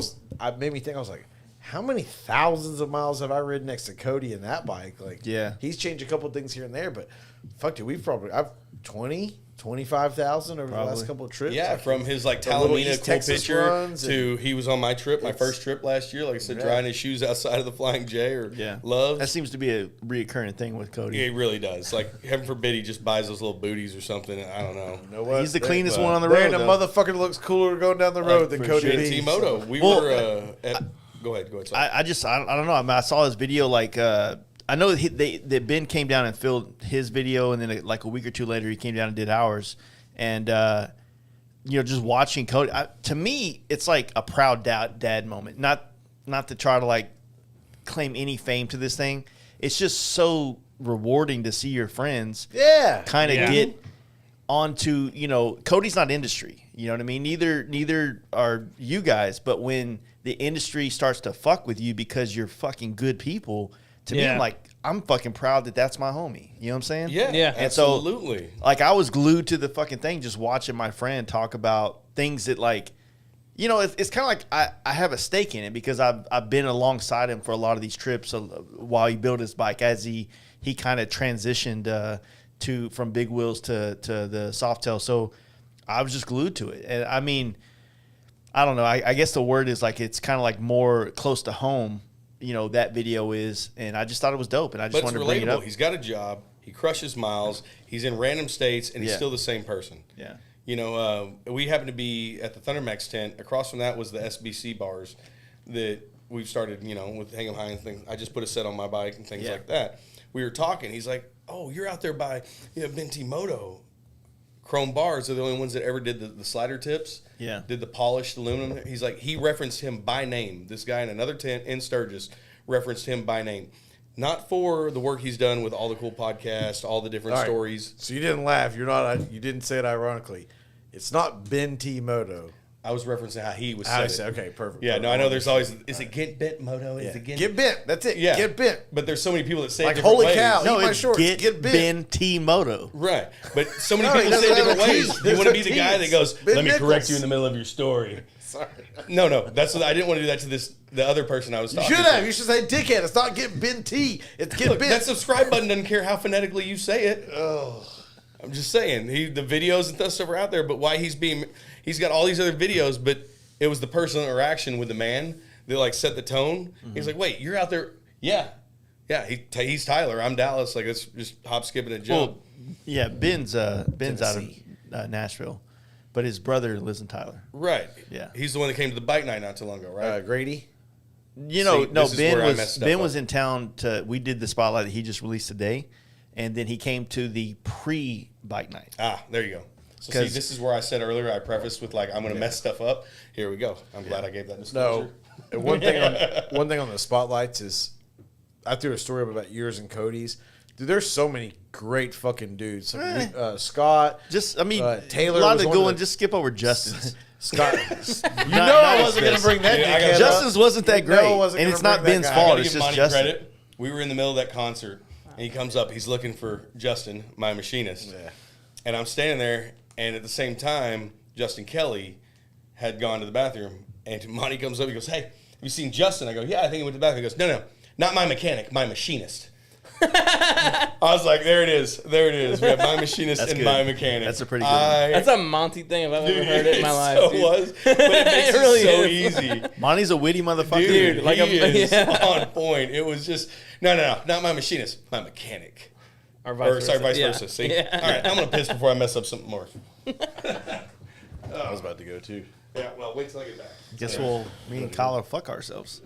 Hey, I'm here, aren't I? Well, that's Now we can come up with some good shit. Y'all go piss in each other's mouths. How about that? All right. Lock the door. This guy's been here enough. Kyle, go ahead and lock He's it got up. the tray effect going on. No, No. not at all. Trey's like, what's that? Don't open that one. Open that one. Over here, been fucking babying these motherfuckers in the No, eyes. take Yeah. it easy. Take it easy. Been fucking over here like, you like swath butter over your steak as you're fucking searing it. That's what Jaden's doing with his beers. No, nobody swaths butter on their steak, Mr. 220. You fat Exactly. fuck. Don't put butter in No your one steak. fucking You know what you put in your crunches steak? fucking A1. beers in it. A1 or Thank mustard. you. Would you guys? Hey, You fucking inbreds, dude. I will say, both I of y'all. would y'all be mad at me if y'all found out in high school I used to put mustard on I would put a little dip it in. I love mustard. I love it. I don't know what to say about it. I can eat it. I I dig can eat mustard it on- more Because than you're ketchup. a fucking Nazi German fuck. That's what that is. Mustard's good. wish on I- That was the only Arizona, thing bad about but- like the second night in Sturgis when we stayed at Winton's house. They did steaks that night, and badass steaks, no A1 sauce in the house. And I had to. I mean, this steak was as big as my fucking laptop, right? And I'm just mustering through it, like pouring Worcestershire sauce all over the motherfucker. Dude, just trying to It put. looks the I same. can't- It ain't A1. No, A1. That's I different can't ballgame. relate. I would appreciate the fuck out of that giant ass steak. Probably just Oh, I how it was. appreciated it, but I I will kind of say, enjoyed it. I've had Yeah, some now. bland ass steaks too, where I'm like, this is a prime cut. Hey, you of meat. That's fuck! some Did you forget the expensive meating. seasoning? dude? Exactly. I'm like, dude, no salt Did you or just put it pepper. straight on the no, grill? just taste the flavor. Taste the flavor of my cock, dude. It tastes Something better, or tastes what? better with something Taste the on flavor it. of the propane, you fucking moron! Talking about tube steak. At least put some fucking salt and pepper on this bitch. Yeah, dude. I don't, No, it's a prime cut. It's super expensive. Nah, fuck it was you. it was full Fuck of like you, had all Brian. kinds of seasonings and shit on it. Like it was a good steak, but it would have been better with some A1 sauce. That's all I'm saying. And I like- dude, Dudes that don't season their steak before they cook them. I haven't had A1 Your no- wife has Yeah. a boyfriend that you probably Crown don't know Pyramid. about. I didn't really fuck with A1 much, but if you go to Five Guys, they have that as an option to put on your burger, and dude, it fucking sets it off. I'm not gonna lie, it's Dude, pretty I like good. it. Yeah. A1 It's sauce a is the shit, delicious dude. sauce. And I'll Whataburger still eat it used on to do some A1 steaks, thick but- and hearty. Remember? Oh, that's right. The yeah. Western, they would do A1 with like the onion ring and shit Yeah, on yeah. top. No, that was a Burger King, wasn't it? I don't know. I gotta go pee again, actually, because I'm a fucking diabetic or something, I guess. I'd say you held your own pretty good. I already peed once. Oh, No, well, then this I would be wouldn't. the I second retract one. that. No, it's bad. I Yeah. absolutely retract That would that. probably be the 3 monsters and pre-workout I had today, and I have nothing to show for it. I'm still fat as fuck. So. I started my keto diet today, and then I had whiskey. Dude, every time I don't think at that- least is you're that how doing that better than works? me, dude. You're doing better than me. I want to start so many things like that, but I just never. I hear fucking get the jogging fruition. is pretty good for you. I did you work out today. Stairmaster? I did work out. Okay. So before I went on this trip, I started lifting weights in the garage finally. Oh, you use those ones in the Finally. And Yes, today, so You're tired of I moving will out of the say, way. yeah. I've been doing it slowly because the first time I worked out a couple weeks ago before Sturgis, I started kind of lifting hard like I remembered doing it, and like things were hurting in certain spots. Like I was like, whoa, like if I keep pushing this, will that pop or something like that? So I was like, okay, maybe I need to stretch a little bit more before I work, that kind of shit. So I've been kind of taking it easy into it, but trying to consistently wake up every day, and the first thing I do is lift some weights. So Dude, anybody in their world can come try to pull my man card, but I used to talk mad shit about yoga. However, I can say through the course of my job and everything else that being able to stretch and be flexible when something happens and your body bends in a way it shouldn't, and having that ability to like, okay, so I can move further that way has kept me out of so many injuries. Dude, I'm pretty sure I got sciatica because I woke up one morning and my whole fucking hip hurt like a motherfucker all the way down my leg, and my fucking toes were feeling numb. I was like, is this what Bro, this is what old age feels or like. is Yeah. this being fat fuck But it's- feels like? Because I have not experienced that yet. You remember and- the old calisthenics and Dude. stuff, like football team, they'd have you Yeah. do all those stretches? I mean, that was to Yeah. prevent injury. We lose that. And like I said, I used to talk such trash about it. And now here I am like, and downward dog and mountain pose. Yeah. You dang right. Because there's been several times like, ceilings fell on me or something like that. And I'm like, man, I'm glad I could bend. Because otherwise there's got to be a give point, and the body's the first to go. Yeah. So, I mean, Doc's all folded on the ceiling, but he's like, I'm good. Guys, it's just nothing. Yeah. Just get it off of me. I was at my right. chiropractor one week, and the wife was like, Doc's like, dude, what's up? I'm like, well, I had ceiling fall on me. The wife stops like, well, what? And I'm like, that happens a lot. It was a week later when Trey had his little ordeal, and sure enough, same sort of deal. But I'm telling you, it's the weirdest thing. Do y'all play backdraft in the firehouse like once a week? Between that and ladder 49, we try to alternate them. Yeah, Absolutely. You should. Absolutely. It's the quotes that come down. Like, you go, we playing go. as a movie? Oh, yeah. You play You don't remember Backdraft? Biker, dude? Shit, Seriously. come on. Tell me you don't watch. You play Top Gun as a pilot? Harley Davidson, the Marlboro Man. Come on now. Yeah. It's prerequisite. Exactly. I will say that coming from no background in the bike community, like my whole family was, I went the other route until I decided to ride. I will say, though, that like there are things that I never knew existed. Some of the shows y'all have recommended, some of the different, like the pod series and things like that. Like I had no clue these even existed. Pod series. Podcast / videocast. What is it when it's the video? Those podcast? old radio programs you all talk about.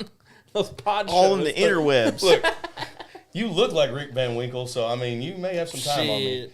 But just there's been some exposure to different things. You're like, well, I'll be damned. I didn't know that was a video. What is the one you like that's the two guys do the journey across fucking forever miles? Oh, long way round, long way down, long way up. So I never even knew that was a thing. Yeah. And then once I heard about it, I was like, well, let me check this out. Yeah. Turns out I'm like, you're sitting there, you're just connecting on reasons that you shouldn't, and you're just... I still haven't watched it. Oh, dude, it's epic. You ever watched? So have you watched anything? Because apparently you just don't watch nothing. I don't. Have you ever watched? Especially with motorcycle related. If we're talking about inspiring shit to watch, have you ever watched While We Ride? It's on Amazon. If you have Prime, you have it. Yes. I don't that was like also it. one that was brought up in the podcast. Okay, I don't like it's a it. fucking See, fan. podcast, not pod thing. I was I watched the original While We Ride, and I saw a couple familiar faces in it and things like that, and I was like, okay, they made that in the mid 2000s, late 2000s, and then that whole crew of people is still around, and apparently they were in Sturgis talking to a lot of people, and I started looking at who they were talking to. I'm like, I follow you, and you don't fucking ride. You know what I mean? I'm like, well, if you're gonna make a video about why we ride, like, don't find the people that have sound clips memorized so that they can do these interviews. Find the people that are like, yo, like, I don't know what to say. I fucking like real people Interview that are out Big on Wheel Cody. I remember my first beer. Fuck you. That's like your mama a hoe. Weasels forever, motherfucker. Yeah. Leaving Sturgis last year, I did went to Denver for a wedding, Cody and then sounds I like iron Cody, assed man. at home. That was my Cooler than first that. ever iron Cody, ass sorry, brother. after Sturgis last year. Yeah. I'll tell you the biggest perspective I got was looking back to like the 1970s cliche biker that had the big raked front end that was traveling in full leathers across country when speed limits were 55 miles an hour. Like, so much more respect now for a dude on a hardtail that's crossing the country from coast to coast. I did mine with Legend suspension, and it still hurt after 15 hours. Yeah. Still did 100 miles an hour. Well, I mean, Shit. I picked up the pace, but at the same time, like, I reached back to grab respect, like the old timers that just Harley blowing oil on the chain, just hammered down suicide shift, crossing coast to coast. Like, God damn, no wonder you look 60 when you're 40. But just the perspective that came with doing all these little first time go things that everybody had done For before. sure. Doesn't matter. You're still in the same family. I'm telling you. I think I don't know. Chopper guys probably don't want to hear that shit, but Yeah, but the old timers don't give a fuck. I did You see know what I mean? the, They're performance about it. chopper. They love that we're doing this shit. You The know. performance chopper that was out at the show this year, the hardcore show and everything else. That was cool to see. None of us saw it. I'm pretty sure there's. No, I mean, I don't know. Like, I don't. Times. I mean, This one, fucking Al Emerson builds those shits all the time. I finally dude. met They're him. fucking- I I saw he was there. Yeah. I met Al. Corey, Main Drive Cycle, introduced us, and I was like, dude, I'm a big fucking fan. Wish you posted your face more so I wouldn't walk past you 20 times before I realized who the fuck you were. He's like, that's a point, motherfucker. Yeah, he is. He's got, I mean, amazing. And fortunately, after Milwaukee, I'm going through Iowa, and I already got like a bunch of fucking bad motherfuckers like That's what I scheduled a figured he was podcast. probably- He's in Iowa. There's actually a handful of people in Iowa that we're talking to that haven't been on the podcast. More chopper centric. That's where Nick's from, right? Nice man by Nick, isn't he from I Iowa? think so. I know he's going up there for that show, or maybe he already did. But I don't know. Yeah. For some reason that stuck in my head. Dude, even I could be wrong. the chopper community to the FXR community, I didn't realize it's a ballsy move. Like, I hop on mine. I mean, I'm pretty much, 98 out of 100, like, crank, start, go, hammer down. Dude. There's communities that hop on the bike, go like, man, I hope I make it to the next county. Dude. That is a ballsy move. Like, that is a Fucking different breed. Kickstart Mike is that guy. He Yeah. was there at Sturgis. That motherfucker is on an old panhead or a fucking shovelhead, knucklehead, hardtail like a motherfucker all day, every day. Knives by Nick was crossing And the you'll street. see him at every fucking show, too. Yeah. He's the nicest motherfucker ever.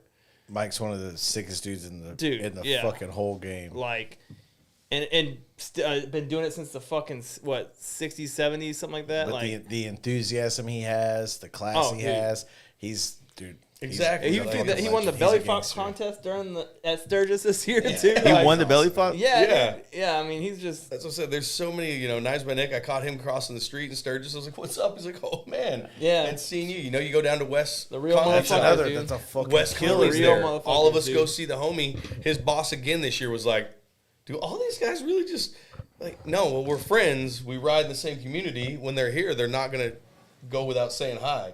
So he's seeing this flow of individuals come through. The same guys, Wes will drink a beer with you at bike night. Well, guess what? He'll run ink on you in Sturgis. Like, it's just cool. It's just it's who cares what you ride, how you ride. None of that's in the window. It's just the personality. Well, Wes will help you beat somebody up, dude. Yeah, without question. Wes is like a great Without question. Wes is a friend you don't deserve. Yeah, to coin a motorcycle term, Wes is clutch. Yeah. This fucking guy. Singing. I know, it's lame, but I love it. It's almost as good as Jace's earlier. I remember it was. That's how good it was. Yeah. I don't remember it either. It was something like that. Well, what's new, man? Like, Sturgis was a great, time for you. And like I said, I had a good time, even though I wasn't really there as long as I normally go. I think our group, we've all been scrambling, trying to figure out what the plan was for the rest of the year. Because we talked about Milwaukee. I think most of us are just kind of like showing up just to say we were there, not really a ride. And then we got a handful of shit. We got Rennie's camp out. Yeah, the Lone Star camp out's coming up too. I feel like my October is full already. Yeah. Like I'm doing 3 weekends in a row. I feel like I'm doing. I'm gonna do Southern Throwdown. Obviously, that's easy for us, but I'm doing that. So yeah, Southern Throwdown's coming up. In 2 weeks. Yeah. Rennie's thing's coming up. I'm doing. Well, yeah, exactly. Yeah, so it's it's September, Southern yeah. Throwdown, it's Milwaukee, and then it's Rennie's camp out. I'm doing all 3. And then isn't Nitty Gritty now the first weekend in October? Yeah. So I that's have- almost back to back. I have concert tickets to one of those throat singing bands we were talking about Ah, that there you same go. weekend, and I've had them forever, so I can't make Nitty Gritty. But Nitty Gritty's a fucking sick ass show. It's a good time. But even Yeah. then, there's something else. Like after that, I want to say there's something that weekend, or if not, I have something. I think the personal. Smokies are going on the V-Twin Visionary shit. V-Twin is October 6th, 7th, 8th, 9th, right in there. Yeah, that's the one up Yeah, there. that'd be the next weekend because that first weekend's the first and second. Well, But I my swear there's birthday. I swear there's something Do you have local. your son? Look. Do you have your son? Look, no. Here's the deal. I think I do maybe, but I'm turning 40, dude. I'm going hard. Why not? I mean, every even number I throw a party. I think I'm Dude. busy that weekend. So Like I said, You I better entered not. my 30. You that was better not. 39. I feel like there's something. Don't. And then you got the Terrelling one run after that, Born free. and then Born Free. And then a week goes by, and And then then we have down south. Yeah, and But that's where I'm we're so obligated to go to spoiled. a Is wedding it'll be the hey, weekend. dude, I woke up, I had the And I've availability. got to move. This, that, and the other. Do you No. want to run out here with me? No, think about it, like what you're saying is the truth, but here's the deal.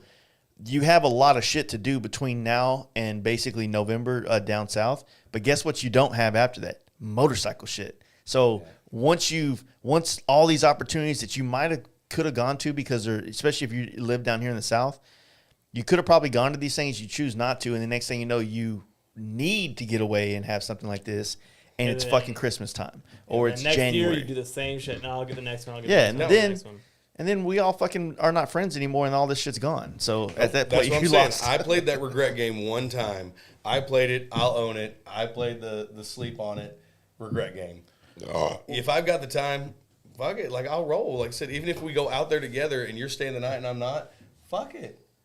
Who cares? Like, Well, this one, what I would give anybody, if, especially in this area, in the Dallas, southwestern Texas area, it sucks. June through what the fuck ever. And all those dog days where you bitch about the heat and you lay up and you don't do anything because it's so hot. Hey, I'm not really mad at you.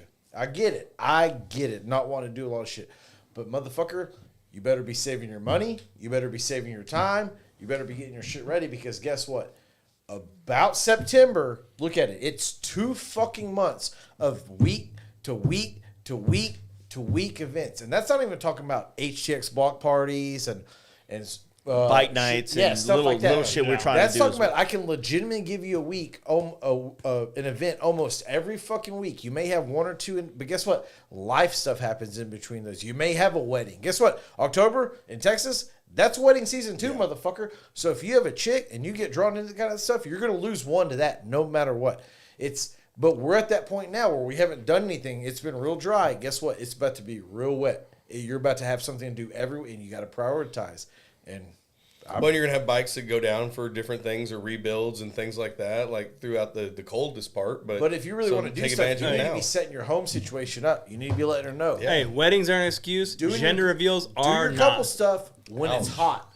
When it's when it's hot and it sucks. I don't give a fuck what that baby is. Do your couple stuff then. Go do Fredericksburg in the car. Go do this. Take her to fucking Waco in the AC. Because motherfucker, when September rolls around, you're gonna have bike stuff every fucking. And guess what? She's gonna want to do. As the weather gets cold, guess what? She's gonna want to do stuff too. I found my medium with mine. Like I said, for the camp out, rented the trailer. She came out for days of the camp out. For Sturgis, fly her up for a couple of days. Like we meet in the middle on that. She's like, go be retarded with your friends up front. Give me a couple of days and then be retarded with your friends after. Like we found our medium, our rhythm. Yeah. It works. It may not work for everybody, but that's where we found our rhythm in that sense where. Like for Tony's birthday, she's like, no, I do not want to be on I-30 in June. It's just not for me. Yeah. Cool. I am. Yeah. But we're coming up on a year. I broke my ankle in last September, and I had it was almost irony, whatever, karma, whatever. I broke my ankle like the day after I posted a thing of like, I've got back to back to back to back weekend. And to his credit, this little dickhead that just walked out, I think he went to all 4 of them. Kyle did like almost a month of every weekend he had a bike shoot. It was real. I was so happy for him because I was depressed. I was on the couch, like couldn't move. But then he sent his stuff off to engraving, and you were still there. You guys would like cage it. You would still be present to hang out. And that was early. That picture that I posted today of Texas Hills. Yeah, he's on the scooter. I was walking around, but my bike was down. I wasn't. He wanted to go. Fucking let's roll down in the Kia and Never V-twin when I saw never you feel in like Austin. We've said it before. Never feel like you have to fucking ride to something to be involved. I saw y'all at the gas station. I didn't even know you were going to V-twin when I ran into y'all down in Georgetown or whatever. Oh yeah, at that V-twin show. Yeah. I didn't even know y'all were there until we stopped at the gas station. I'm like, oh, no kidding. Like, yeah, I rode. Y'all caged. Ed had rode in. Like, who cares? We're from down the road from each other, and we still surprised each other. You know how much fun I had that day with some of the Austin guys. Yeah, I got to chop it up with Jacob Kennard a little bit. Yeah. Like, just Eric, and there's a whole bunch of dudes that I don't see. Cheek, I mean, dudes that we fuck with heavy, they were there. Like I said, I wouldn't trade that for $1 million. And we're 2 miles apart, down and yet still, we surprised each other at an event just because we went to the event to be present, not because it was an organized deal. Yeah, I mean, fact and matter right there. Yeah, you either want it or you don't, and if you really want it, hey, yeah, but look at this fucking guy. You may get something awesome out of it. Look at me. You may get something awesome out of it. But guess what? It's never gonna fuck. It's just like, oh, I want to fucking fuck a hot chick. I want to date a chick. Guess what, motherfucker? If you never leave your apartment, she's never gonna come walk up and knock on your door and go, hey, is there some dorky motherfucker here that just wants to fuck me? It's never gonna happen sitting in your apartment, sitting in your comfort zone. Get the fuck out. Travel. Do stuff. You don't have to have the biggest friend group. You will meet friends. If you see me, unless you're a grade A weirdo, I will be your friend. Still gonna probably be their friend. Those hot chicks only date assholes. Just come the fuck and hang out, dude. You've got so much more to gain than you have to lose. This ain't high school. Nobody's making fun of you, dude. Come hang out. I see my own friends at events. Yeah. Oh, and guess what? If you start getting your balls busted, it means we like you. So at that point, double down, make fun of him, pick somebody high on the food chain. Pick somebody high on the food chain and make a comment. And guess what? If you kill it, if it's a funny joke, you're in. You're in. So that's it. All you need. You gotta. It's like a bike club. You gotta work your way up to the top to talk shit about people, man. Unless you no, get that no, it one. doesn't. Unless you get that one killer, and I go, I love this guy. Nah, it's gotta be I'm sponsoring him. I won't let him in. I'll be like, you know what? That's a good joke. Caesar your ass. Might as well go buy a Triumph now. Sorry, brother. Sorry. Yeah. Maybe Tyler has a bike night. You can go check that one out. Shoot, Sturgis last year, I was present for the reading of that first edition Torque Mag, the article that James wrote. Maybe you'll like the barber scene. I didn't know the background behind Cafe it. racer scene. You know, the I reading think they got a of. bike night at Maverick Harley. You could I think should you have check to have out. a- I still go to some of those, believe it or not. I think you have to have your pronoun in your bio if you join the I do cafe too. racer I'm not scene. against. The cafe racer scene? Yeah, you think you have It's to like have your Starbucks pronoun to in your Starbucks, bio. or- No, the motorcycle stuff. Oh. He, him. Shim. Yeah, those. Yeah. It's ma'am. Some Dudes some that ride people have cafe a razors. some people have a hard time like with the joke thing because you got to think like we're all so weathered together that we understand each other's like just demeanor to where not that like you could say something over the top or you can or you can't or whatever, but what I'm saying is like there's certain people that like you just can't.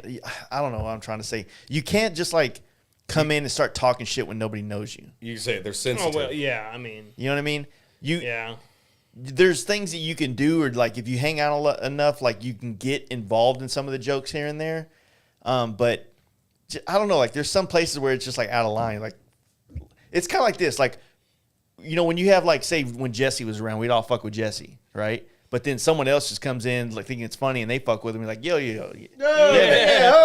haven't earned that right yet. So Your ass for him yeah. any day. Yeah. Don't It's get like- it twisted. You making fun of Baby Jax. You guys are the biggest ones. Y'all give Jones so much shit, but at the same time, that Jones. fucking diaper party, when you texted, was like, hey, you want in? I'm like, you damn right I do. Oh, yeah. Watching his face roll in and seeing that no matter how much grief he gets, the love that was fucking thrown on Dude, he that deserves. table. Okay, let's take a little take Yeah. backs here. If you talk shit to Jones, he probably fucking deserves it, and we won't hurt you. well, first off, Jones can hold his own. So Right, but that's what I'm saying. You talk You shit. talk shit to Jones. You're Good probably luck. gonna get But at the same roasted. time, hey, exactly. good luck. You I guys hope are you're the ready. same ones to back his If you play talk and shit stack to- that table full of diapers, and his face was just like, he's our boy, dude. man, it was nothing but love. now if you come in, and you start talking shit about friends just Oh, got to look yeah. around like, what did I do? Yeah. Bro, James, at the crawfish cookout, when James was standing on a log holding chapel at like 3 a.m. around the campfire, like, it was fucking rad. Like, I'm just sitting there like, go on, Reverend, preach. Yeah. Like, That's where's a your brother James. Yeah.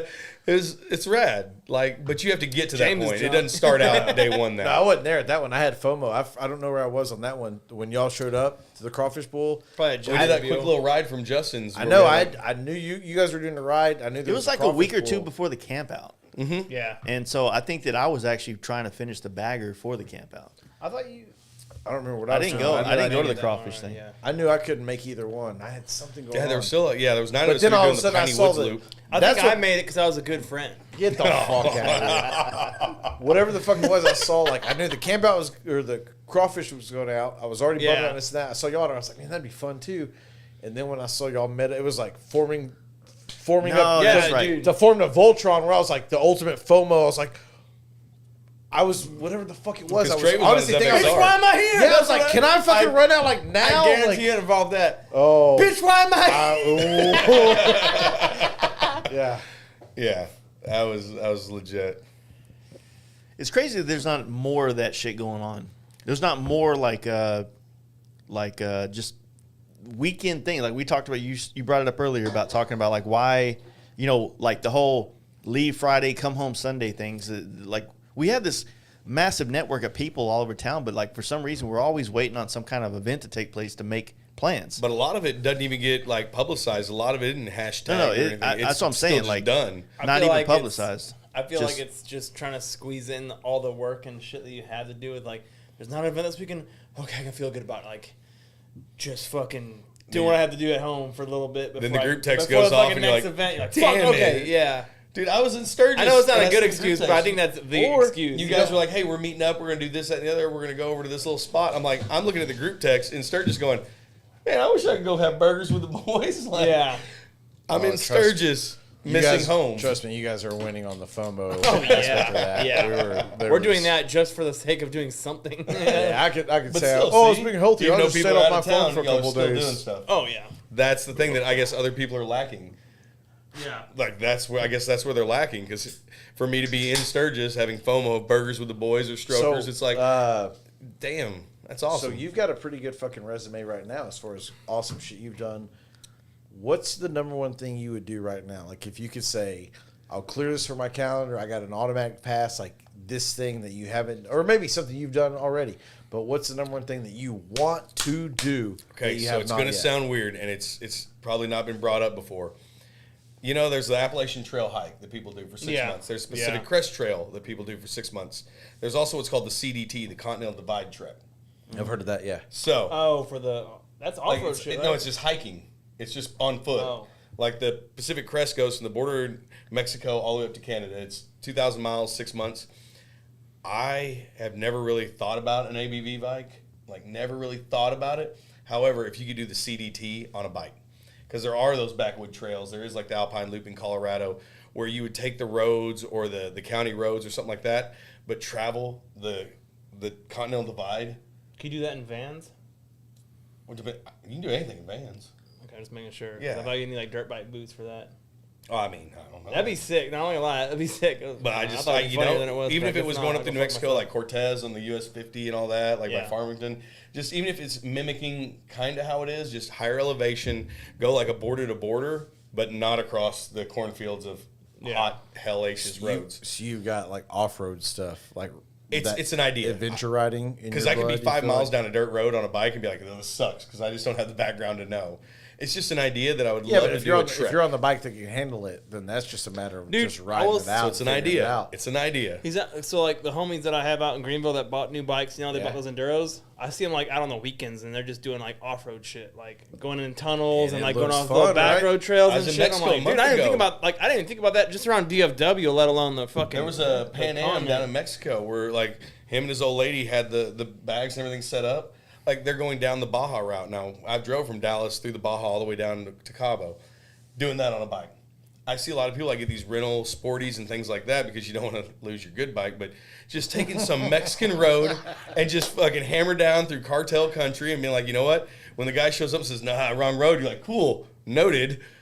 I don't know, just a pack adventure on a bike, whether it be street or anything like that. Hell, just running through from Texas out to Cali and stopping and hanging up your swag on the But side of that's the what road. it would be. It would be some It would adventure, be a solo, some real, like hammock camp Yeah. on the side of the road, like vagabond shit. Me and Jace will be in the hotel right now. not getting butt fucked by You cartel did- members. You just said from Texas to Cali. But I mean, not taking any normal highways. Yeah. I'm talking like some 2-lane, no name, like I don't know, just some vagabond shit. Or we're staying in the Pueblo then. Maybe see some writings on the wall. Shit. But I would like to do something like that down the road. I'll be painting that wall with something. It's not necessarily this, that, and the other. And like I said, I may hate it 5 miles in and be like, ah, never mind, this is a terrible idea. Nah, but- I'm sure it's got to be fun. Just right? to have the little adventure, like the little, because people go down to Costa Rica, like Danger Dan riding across Colombia and stuff like that. Like, just to do an adventure that's out of my comfort zone. Yeah. That's what I want. If I had to do anything, drop it. I want to do something out of my comfort zone. I fuck with you. I'm not on like Larry's level where I'm buying an adventure bike right now, but that is if I had if I won the lottery or some sort of thing like that. Yeah, go to Spain, rent a If bike. I was to get a second bike instead of a second street bike, it would probably be something I could take off road and do a little bit Just more. get a just fucking old goof. Enduro. Yeah, that's exactly what it'd be. It'd be a cheap used Enduro that I could. But Just at the same time, trash on. I want an old skinny tire bagger twin cam, and I want to learn how to drift it and like Beanie style. Like I know he's smaller than half the bike, but I want to be able to just spin it in circles, burn the tires down. Like also learn how to just manipulate the shit out of a bagger, junkyard Kenny style, something stupid. That's a good point. That's the opposite to that. Same thing. It's I would love to learn how to yeah. but again, I don't Like to see if I'm any good at it. So we had the luxury of kind of watching Kenny, like our buddy Kegs or whatever. Yeah. Whatever the fuck. Like he kind of did it. He said, "You know what? I want to learn to stunt in my 30s." And we've seen the lumps, and I've also seen him do killer fucking shit. Yeah. Where I've seen the reward pay off. So but I also know it was an easy road. I'm not gonna do it on my bike right now 'cause I keep between riding. the body. So it's at some point it's one of those like I look at I'm like, dude, I'm 38. Do I have that in me now? Do I even That's want to there. try to fuck That's with that? where I'm at. And I don't think I do anymore. But you don't know. But that's also a good point. Same thing. But give me an old bagger, something that I'm not worried to scratch, dump, tip, whatever. Oh, Let me find out if I've got it. Oh, cage roll that motherfucker. Yeah, like, let me find out if I've While got you're it. learning, anyways. Yeah, because it would be a learning. You happen to know somewhere that could weld, that could build you a big exactly. I do know a fabricator. Yeah, stunt cage. like lock up the front brakes and do those tumbling little rolls. Like, okay, dude. If you don't fucking do that, Oh, on a dude, fucking road glide, I know. Just put the instead of like the 2-track thing. Just I want the whole This hamster big old bubble. wheel, the whole hamster wheel. get where in, like somehow lock in the tires harness, hit, like tighten down, like you hit the brakes and you can just go and Yep. just start rolling. like who knows? But I just don't want to be afraid to try. If I'm afraid to try that kind of stuff, then I'm off kilter. Like, I'm probably out on stunning at this point in my life and health, but dude, I Budget. started on dirt bikes. Like I will at some point get back into dirt riding trails. and see, I don't have the off-roads. dirt bike background. You can tell the riders that do, like Trey does, the way he likes his levers and things. For me, I don't possess that style. There's a basis behind people that did motocross, and I can see it in the riding styles now. I never really did motocross. Mine was more like I had a motocross bike, but we ended up doing more trails. Just the nature of the But riding still, we just did. the riding on those bikes are different. It is a different, just you can tell versus, and so It helps you though. You did what you did in your Harley, right? Just like wreck it a lot. damn. Accurate. Who's talking though? You know. I just don't want to be afraid to try, because if I'm afraid to try, give me my ultra classic. Let me get my highway pegs that have highway pegs. You know, and I'll set the cruise at the speed limit. So be it. I'll sign on that chapter of life. I'm not going to quit riding, but until then, I kind of want to do But stuff it's boring. in a At that controlled point, environment. You're just waiting like the old guy, Vic and Tiffany's Newmark's. Yeah, but look at 2-Lane Life. Neighbor. Those You're are just older waiting on guys, the- and they still mob all over the damn country. Yeah, that's yeah, for sure. Like- But at some point, man, if you're not willing to try a different kind of riding, I know I saw the Speed Kings you're like waiting on the performance time to run strike, out. and I kept thinking about like Trent and being like, we have a slide out Yeti with cup holders. Oh, he will be back in the ride. Oh, I know. promise. Oh, he's already talking That about it. I Speed saw him at the Kings gym performance today. strike was clean. Saw him at the gym today. He's man, I need another bike. Fuck it. Like he's even talking just like a regular bike at this point. Like a Yeah. performance He's strike. moving Now great. seeing the concept come to life, you're like, bro, That's somebody that I'll clear my schedule for if he gets feel like you wants need to do something. A whole nother geometry with the trike though. you do, and that's what I'm saying. Seeing the way it is, because you I can't don't bring it think- back up with reservoirs. Like it's got to be angled suspension. We were looking at it. I don't think front suspension's helping you much on that. I feel like it's independent rear suspension with fucking. No, but think about when you pull up and the Yeti slides out of that little cargo. Oh, door. that's traveling's different. No, I was talking about performance. You know, right. like, Now I'm you look at blending. the rear end of a fucking Just F1 get a car. Yeah. Wait. Just get a car. Oh, okay, like a Jeep. I say you should still get a trike if you want I to want get a to know trike. trike. But Oh yeah, I think he's going to be capable of riding a bike. Again, it's just going to Oh, take he's him moving, just dude. to- For I sure. honestly forgot about his leg today. 'Cause when we were working out today. He just walked around like normal. I looked down like, oh yeah, I forgot. That's fake. That one's there. You know what I mean? But Yeah. he's back at it quick. So Can't have no in your heart. Life's a garden. dig it. Thank you. But but yeah, I mean, either way though, it'd be good to see him back on a bike. Yeah. He just bought that house though, so Is there anything that's been grinding y'all's gears? Oh, let's hear it. Let's hear it. You set it up for yourself. Jace Was that has something. leading statement, Hey, guy? Jace has something. I can I'm tell good. Jace has something. I have things to say, but I got to get through this podcast without ruining myself. That's all right. I Say got that for the something next for one. you. I got something for you. What's been grinding your gears? Since Josh? Daytona, this whole trailering concept. Ooh, you trailer, Did you didn't trailer? this. We did. And I was thankful for it. Now, here's the best part was what I saw in Sturgis. There were people that trailered in and then hopped on their bikes and then crushed miles. I was so thankful to see the culture. Like, who gave a shit if you trailered? Like, Daytona, everybody's like, oh, you trailered. It's so taboo. Now it's like, you got here just to ride miles. Like, what's the most effective way? Bike and spend the days traveling the heat and show up exhausted. This one showing up to Sturgis last year, I did ride. But you look at like Jake Swan. He got out in front of his trailer and rode because it was the first one. He wanted to click the box. Yeah. And he did. He mobbed. However, he got there. He's like, boy, that heat gets you. I showed up refreshed getting out of the AC of the cab. Nobody Right, questioned. right, Nobody fuck had nothing to like prove. There was no checks and balances like, oh, you need to prove yourself to me. It seemed like that was non-existent. And I'm so glad that there's been this shift from making fun of people that trailering to, okay, well, how do we get here the most efficiently? I like that. Because like me and Trey, we're probably going to trailer to the down south camp out because of our schedules and the way it's going to work. You got room for 2 more bikes. Well, see, now you're into the gas split. Now it's a 4-way split instead of 2. Like now you're thinking economically. Now you're attending more events because you're not strapped. All right, So here's the problem, though. We keep talking shit about trailing your. I don't know. By not trailing your shit. I'll drive before I trailer. Dude, after driving to Nebraska, ka-thunk. Well, at that point, never. Why are again. you bringing your bike to a weekend event? You may as well just drive down there. Yeah. Because if you're driving, you may as well just bring the bike while you're driving. No, if No, you because say fuck you your like bike up and then you if you waste say all you that like gas what carrying James trailer. had to say on his little video the other day, he's talking about the opportunity to be able to ride because he's been going through some major like back issues to where riding is a possibility of not being in his cards at 40 years old.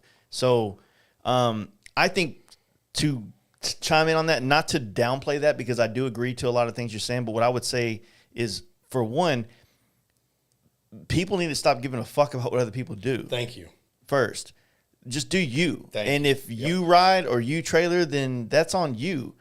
Like people, I've been talking about it a lot lately in a lot of podcasts about how everybody is always looking for other people to co-sign on what they decide to do. And I'm guilty of this. I've been a hypocrite of this whole mentality as well. Like, you know, I'm riding Olin's and then you decide to buy Legends and I'm like, dude, what the fuck, man? Like, I thought you wanted good shit like me. Or, you know what I mean? Yeah, I like do. you want people to buy the same products you have to validate yourself. And with the trailering versus not trailering thing, I've always been an advocate for riding because I want people to understand that the journey earned is way better than the journey of, you know, but it's not cool to show up to the event and be like, oh, you trailered here? Pussy. And being that way to other people, just do it for yourself and shut the fuck up. I would much rather if James say he has a window on his back, if he trailers up to Sturgis and we get to ride needles together as friends, then Well, he that's did. what he uses Last back for. year he Then trailered. amen. Exactly. But Yeah. you know what? That's Yeah. I got to spend miles with my friend. That's the beauty of this group and what I've seen is there's so many people that will mob the 300 miles for a birthday party. You have nothing to prove. Nobody can say anything to anybody anymore because they're mobbing miles, whether they are big trip, quote unquote, or not. They're logging the miles without question. So you know what? If he trailers here so he saves his back so he can ride with his friends, who are you to say shit? So I completely agree. That was my point. It's a slippery slope because you don't want it to be, you know, at some point. This That's life, how you become a hell yeah brother. This life is about riding motorcycles, and it's not always convenient, and it's not always fun. It doesn't always feel good, but the gas stops, that kind of shit. You know, you've There's heard the 3 baggers and 1 FXR stopping every 100 miles. That can make a trip. You know what I Yeah. mean? The journey, not the destination. You know, that whole line of talk. Put it like this. That is something to say, but also at the same time, be fucking smart. Are we if still you allowed have to talk No, shit about think- golf carts? Think about it like this. Oh, no. wholeheartedly. Here's a good. I would say this about trailing versus not trailing. Your vacation started when you got there. Ours started when we left our house because you talked about Sturgis in the context of when you were there this last trip, but you started talking about Sturgis about our trip there last time. So the context I would say is that when you ride your bike, the ride is part of the event. When you trailer your bike, then you're kind of like, yeah. So we left the house on Friday, but when we got to Sturgis on Saturday or Sunday, you know, we started doing this and this. There's like this gap of nothing between. Well, and there. without sounding hypocritical, because I did it last year the way I did with the group, Yeah. when that cop rolled up, like, what MC are y'all with? We're like, the guys that drink beer in the parking lot. Like, Yeah. you know, I had that experience. I'm never going to repeat that. Yeah. That was pinnacle, blue ribbon, mobbing with strangers out of a foreign state, through states, to... Bitch, we weren't strangers. We've been Well, I hanging mean- out for a while. Yeah, don't say strangers. Okay, acquaintances? Is that fair? It's just one of those Yeah. deals. But Like I because said. I had that, because I had logged the miles, then it made it this time better to go ahead and be fresh and ready to invest in this new avenue. I will say this, and this is a very big generalization on my part. I think that people who lean into trailering more struggle to stay involved in motorcycles longer in life. Right.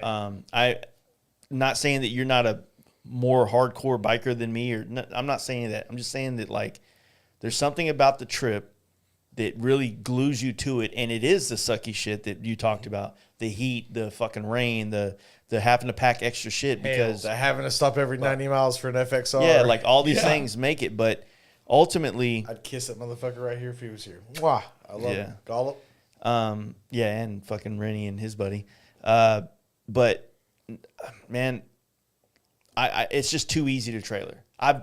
First time ever going to Sturgis. Like with y'all's trip, y'all have logged the miles. So if you trailer a show to make it more proficient and invest in it, that's what I'm saying. Is like if you trailered every single day, every single trip, and every single mile, okay, I'm probably going to jump on the bandwagon like you're a tool. Well, yeah, but the fact is that it's getting more acceptable now to go, hey, man, they just knocked trust out. me, trailer has never not been acceptable. That's well, that's been the common denominator. They knocked out 5,600 miles. They had to get here because now seeing the industry side, you can't show up tired and weathered and expect to like conduct business. So this is my whole argument when I started this podcast 5 years ago and talked about trailering was not so much like whether or not you or people as like individuals trailered or not. I understand the aspect that as a business you're having to go up there and you're having to set up shop, do this, do that. I get it, but through doing almost 270 podcasts or 280 podcasts, what I found out is that all these big names that everybody's going up to Sturgis to see that's been here for 20 years are fucking miserable and they don't like bikes anymore. Guess what? They stopped riding them. They stopped riding them to Sturgis because they got to take a fucking 18-wheeler with all their parts. They stopped riding because of all these other things, and they don't enjoy it anymore. But this is their livelihood, so they have to fucking go put a face on. This is so common that I've seen sitting down with people that are legends in the industry and how insecure they are now and how like, oh man, I fucking hate motorcycles. They say that after the podcast. I'm like, dude, like you're not supposed to say that. I'm hoping to be you one day. You know what I mean? I came out of this Sturgis wanting to ride so much more. Yeah. I want so much more now. It's you trailer. God damn it, I'm gonna piss on that note. God damn it. I can't even compete with that thing. That was well played. Yeah. That was good. It's a tough one. Yeah, I broke the seal too. I can't say shit. No, but to the other point, down south last year.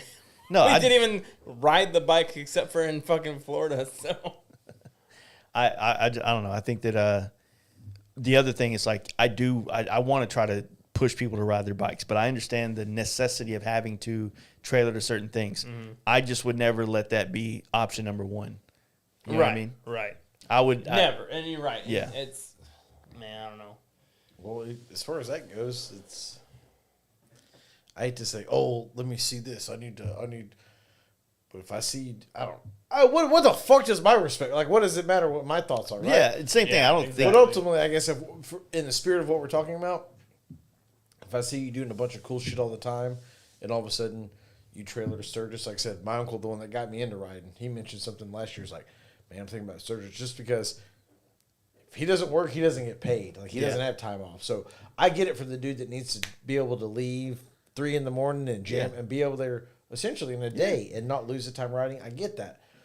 But if you're not doing all the other shit, if you're not in that situation or whatever, just ride. Like just don't all of a sudden do it once because it's convenient and then realize, oh, you know what, this is the fucking, don't lay up, as they say in golf terms. Like, well, don't do it because it's the easier way every time. The other thing I would say is like, I think for the most part, we used to be heavy on the whole trailering thing. You know what I mean? Like talking shit about it and whatnot. But what I would say is that to the point of like when we started talking about this, it's like, honestly, me caring is stupid about how you choose to do motorcycling on your own.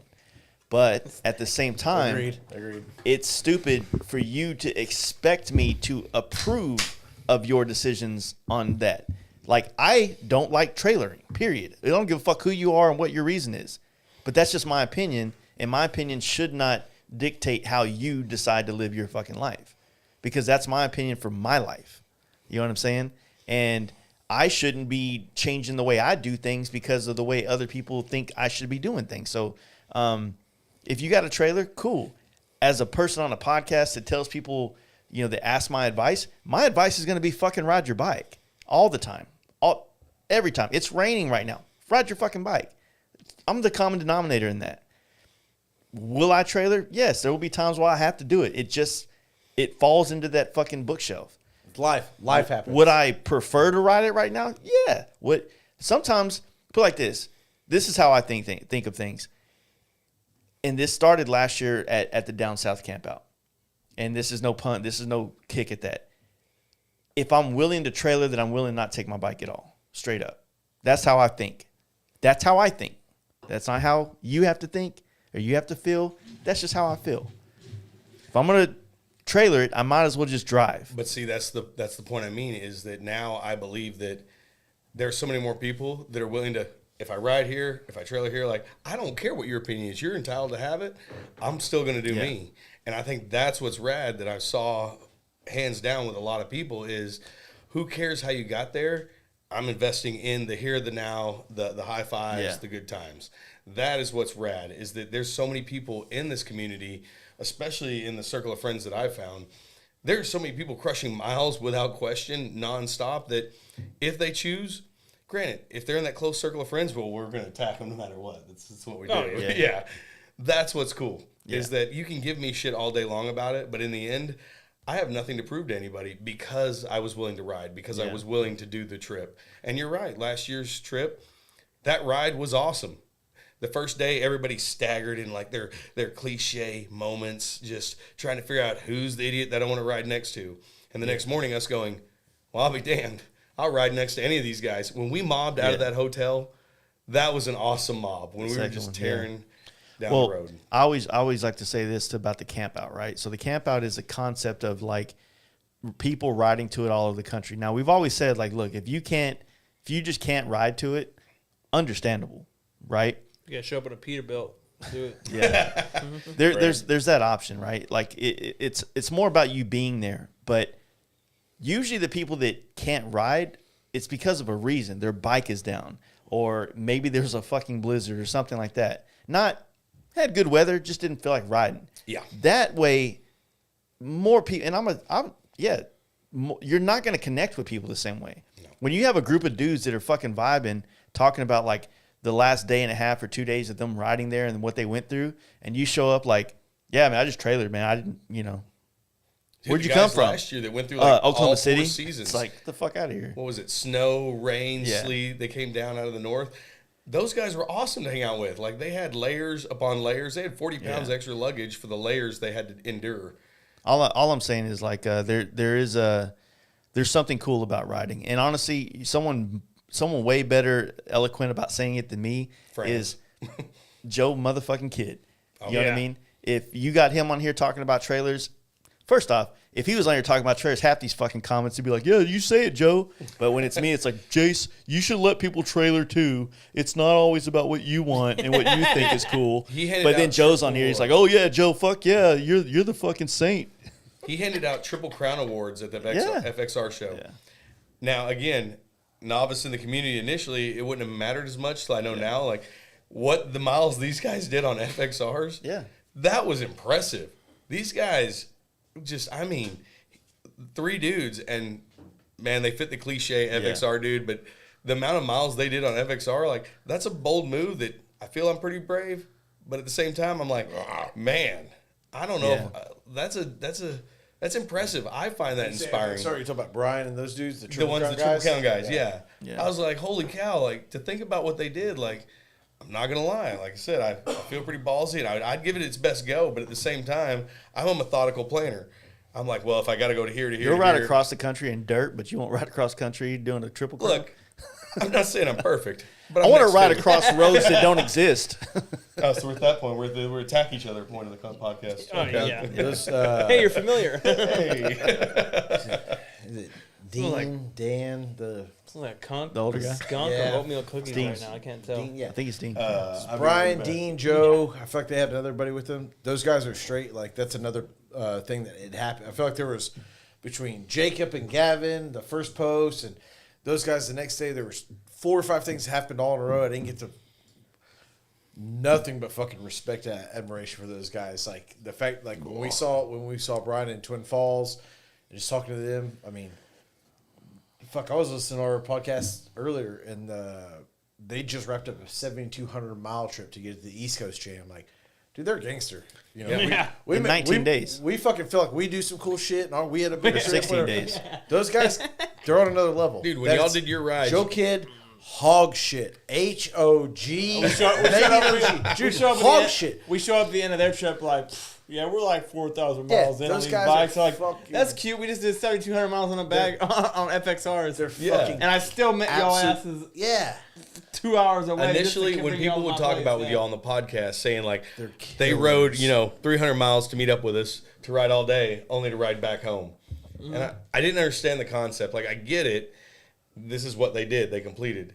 Now I get why they would. Like, if I knew a mob of friends after being in this community, like I said, after having 13 people at my birthday from 9 different states and stuff like that, I absolutely would convenience. roll to do what? Out of convenience. Oh, out of convenience, yeah. It was kind of a big. There's a rally can't say thing going 9 on. states. Yeah, It's my birthday. yeah, pretty much. Me. I roll with it, Josh. I support this. They were there for you. Fuck these assholes. Everyone rode here for me. You're Marsha. dog motherfucking road kid. Tell these motherfuckers put some respect. If I had some homies mobbing and they were coming down the Kid 40 Rock played a concert corridor, that same night, but fuck that. Fuck that, yeah. It's Doc's birthday. So, I would we ride be from that Dallas way. to Oklahoma City to meet up with him and mob across. Yeah. I get it now. Yeah. That is what's cool is the realization without like the peer pressure. Yeah. And again, just back to the community thing. Yeah. That's the beautiful part about this is you can be by yourself at any point in this country. Like our friend Robbie. Robbie's on the fucking Robbie's on the warpath Yes, right now, if yeah. anything fucking happens, Yeah. he has everybody that he knows and everybody they know is at his disposal. Yeah. And that's literally how it rolls with, like I said, Steve and there- them were you're hemmed now- up at, you're part of the inner circle, but there's an inner circle of this that's how it happens. And it just, I don't know. Steve and man. them left Dallas to go up meet Wes. They were hemmed up at like this like construction traffic. I know exactly. I messaged him Probably like Jamie's fault. I know exactly where they are. It's on the side of Wakanda Lake, and there's this like this. That's the best road I've ever seen. You The know the year construction that company. Black Panther came out, Wakanda was the most searched place on like travel. That's why I remember the name of the lake. I think that's hilarious. This paving company had like 9 semis in a row, and they're like torching the road and repaving at the same time. But it stops you on either side because on our way home we'd made all this gains to like, make up time. And we lost it right there, so we're back to even. But it was some of the best paving I've ever seen in my entire life. Like seamless, amazing road. They're stopped there, and I remember the chick that's right there because somebody may have yelled "get fucked out the window" based on us losing our time. But I remember I texted her like, "No, right where you're at. That lake right next to you is actually pretty good water." Like, just seeing that, your homies left here as we're coming backwards across the state. Like, I know what construction site you're at. Oh, It's yeah. fucking cool. That no matter where you're at, somebody knows something or somebody knows. Well, like, the way Daytona 2 years ago, me, Cody, and Jones coming back from Florida, Craig's heading east as we're heading back west, and we're keeping in touch as he's on the same interstate as us, and we met up at like a random Hardee's where he didn't need anything. He probably lost time, but just to shoot the shit, and like I said, we didn't even eat. We didn't need to eat. We literally got No. gas like a normal It's a gas hug a stop, neck. and then hug a neck, and the same thing. Talk Yeah. 15, 20 minutes, laughed it up about the weekend, and like I rolled said, on. I get it now. It's a family. You're right. You said it best. It's a fucking family. Yeah. And just how connected you are is honestly how much you hang out. Bro, how- the parts how much closet you put get into out it. of that family is incredible. Like, you could You're have the welcome, AJ. weirdest screw that you're missing. Like, the parts closet is fucking incredible. All right. Well, we got to start wrapping this up. So what's closing thoughts? We started talking shit about trailers, but was there anything else that we had to talk shit about? I felt like you were like teeing up for something, and then you gave him the floor. He ruined it. On I may trailers? have took it. Trailers. Grinding your gears situations. I don't know. Nah, it's probably best at this point. Just leave it alone. Yeah. Oh yeah, way to bring it up and just fucking give up. It has to do with Thoughts the, and prayers, bro. it has to do with Thoughts and the prayers. Yeah. the same old the female stuff. I'm trying to stay away from that. Yeah, it's just it is. And again, I brought it up to honestly just kind of change, like, see if there's anything Josh wanted to rail on. But like I said, and I'm not even railing on it in mine. It's just I don't know. At some point, like, how long can you play one narrative out before it's just not, before everybody realizes it's not true? You're not Yeah. being bullied. Like, nobody. Yeah. I don't know. Fuck it. Thank I you. guess just what's happening coming up is Yeah, we kind of went through all that yeah, stuff. well, recap. I appreciate you guys having me. What is it? Southern Throwdown. Run to And Terraling was then- Southern Throwdown. You got the Remy, the Lone Star Camp out. Rennie's is in August. You've got the Mama Throwdown's- Tribe. or, Rennie's sorry, in September. And Southern Throwdown's in September. October starts off with No, Nitty Southern Gritty. Throwdown's at the end of this month, August. Yeah. August 27th. Yeah, but yeah, anyways, that's 2 weeks from now, and then it's Milwaukee, and then it's Rennie's. Rennie's, the Lone Star. Then it's a couple weeks of nothing. Yep. and then My birthday. You have the don't VTV forget up in the Jason's Smokies.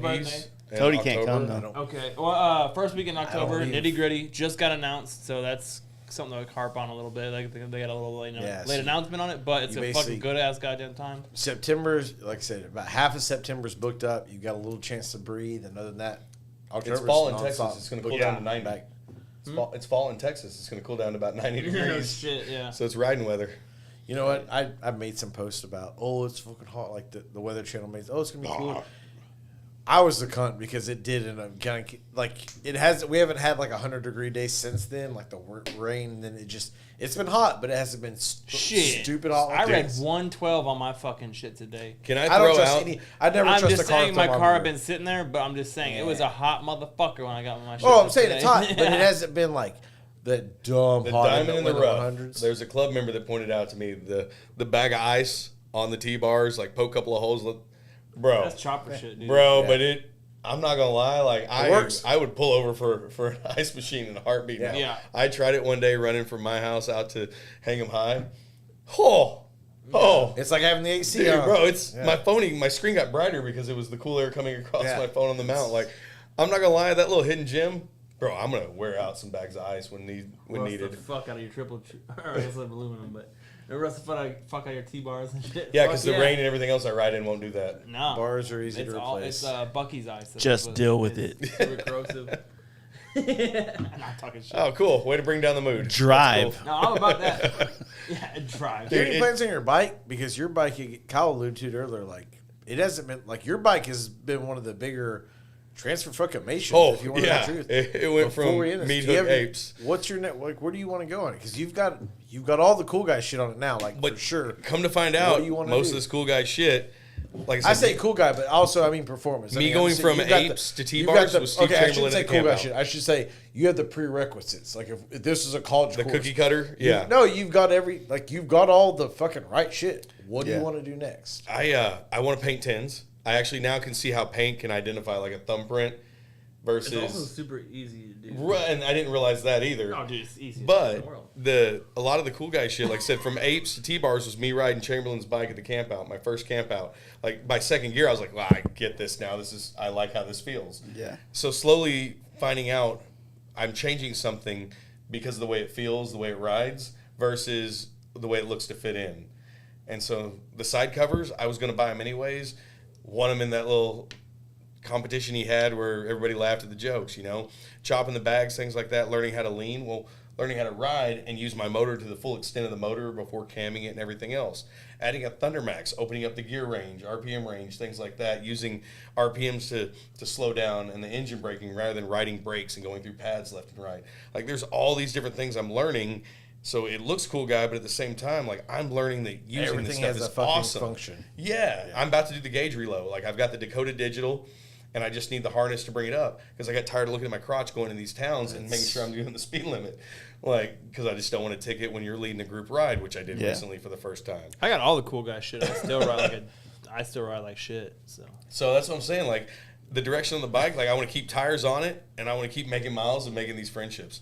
Like I don't care where it goes. Yeah, I want to paint it differently and come up with something, but Gauge relocation, especially on the Road King. That's Dude, gonna be it's huge. I think you're huge. gonna love it. What are you doing that single from Justin? so I run a Jetty Power had Vision. His Nobody's talking to you, you fuck. Jetty had the Dakota Digital, and he got a new one and everything else for this new build. So it's gonna run on top. Single, but he charged me 3 beers and a hug. Okay. And so, but moving that Dakota up there, I'm just doing that Oh. with the My Machinist mount, a little single gauge mount. It just, man, all these little things you'll see in all these shows, and it's not because again you're trying to fit this cookie cutter cliche. Well, while it does that, dude, a lot of it has real life What like works validity for behind you. it. What works for me? I'm tired of looking down. Oh, it's the so worst. to pull it up, like, okay, call me weird, whatever you want. Yeah, I went with my machinist. He makes a good product. Yeah. I hate to give him that credit, but Oh, he's an ugly fuck. but the same guy. He's again, lame as in hell. Sturgis But at my you're right. birthday, Poor. hanging He's out, poor. drinking a beer. he does make a good product. He bro. does. That's it. I hate to do it. He's but, the one fucking putting all this trailer and bullshit in everybody's head. Motherfucker. So I don't know the direction I want to go with it. I want to go with friends on the road with it, and whatever keeps working to make it better. And the trailer? I mean, if it calls for it. Why don't you get your truck fixed up too while you're at it? Yeah, Yeah, what kind of mirrors you gonna put on it? Well, I was thinking about doing the same thing that Jace does, which is the minis that everybody does. I was thinking about going with those mirrors. Well, The Arlen Ness ones. can't help it. They're fucking good. That's a problem. You It's not sit on sturdy and they them. Their work. field of view is actually not terrible. So you're like, damn it. They don't look That's like what rabbit ears going down the road. All right, we got to wrap this up, dudes. All right. All right. Doc, thanks for coming out last minute. Much love, much I appreciation. know we hit you up yesterday, and I was like, "You're like, man, if you'd have told me the day before, like, it's not how any of this works. Oh, cool. It's last minute. It's like trailering. He fucking Jaden literally comes on the chat today and goes, "Hey, I'm working every night for the rest of this week, so if y'all want to do something, we got to do it now." So Yeah, we're on Jaden's dime tonight. I said if you guys, he mentioned something yesterday about doing a podcast, and I said, hey, I'm just letting y'all know. I'll call in if I have to, if it's a cool enough guess. Dude, I'm glad we caught you on my day off, I'm Josh. so glad. Dude, I'm glad to be here. Dude, it's Shoot not the even, shot, y'all. he's not even working a real job. Hey, take it easy. Take it easy. It's his job. Before we Yeah. before we leave, big happy birthday to Evan Thomas, our buddy Two Wheel Cowpoke. Oh, one of the best dudes out there. Is his birthday today. Love that dude so much. So happy birthday, brother. Hope you're having a great time, and just wanted to say that. That's I can't say thank you enough to everybody on this journey. Like I said, 2 hours I could spend just thanking people, but again, y'all included, Jace, begrudgingly. But follow this motherfucker at Doc Road King. That's a fucking you sick go. name. all you're gonna Doc do is see Road me King. tagged in y'all's post. Yeah.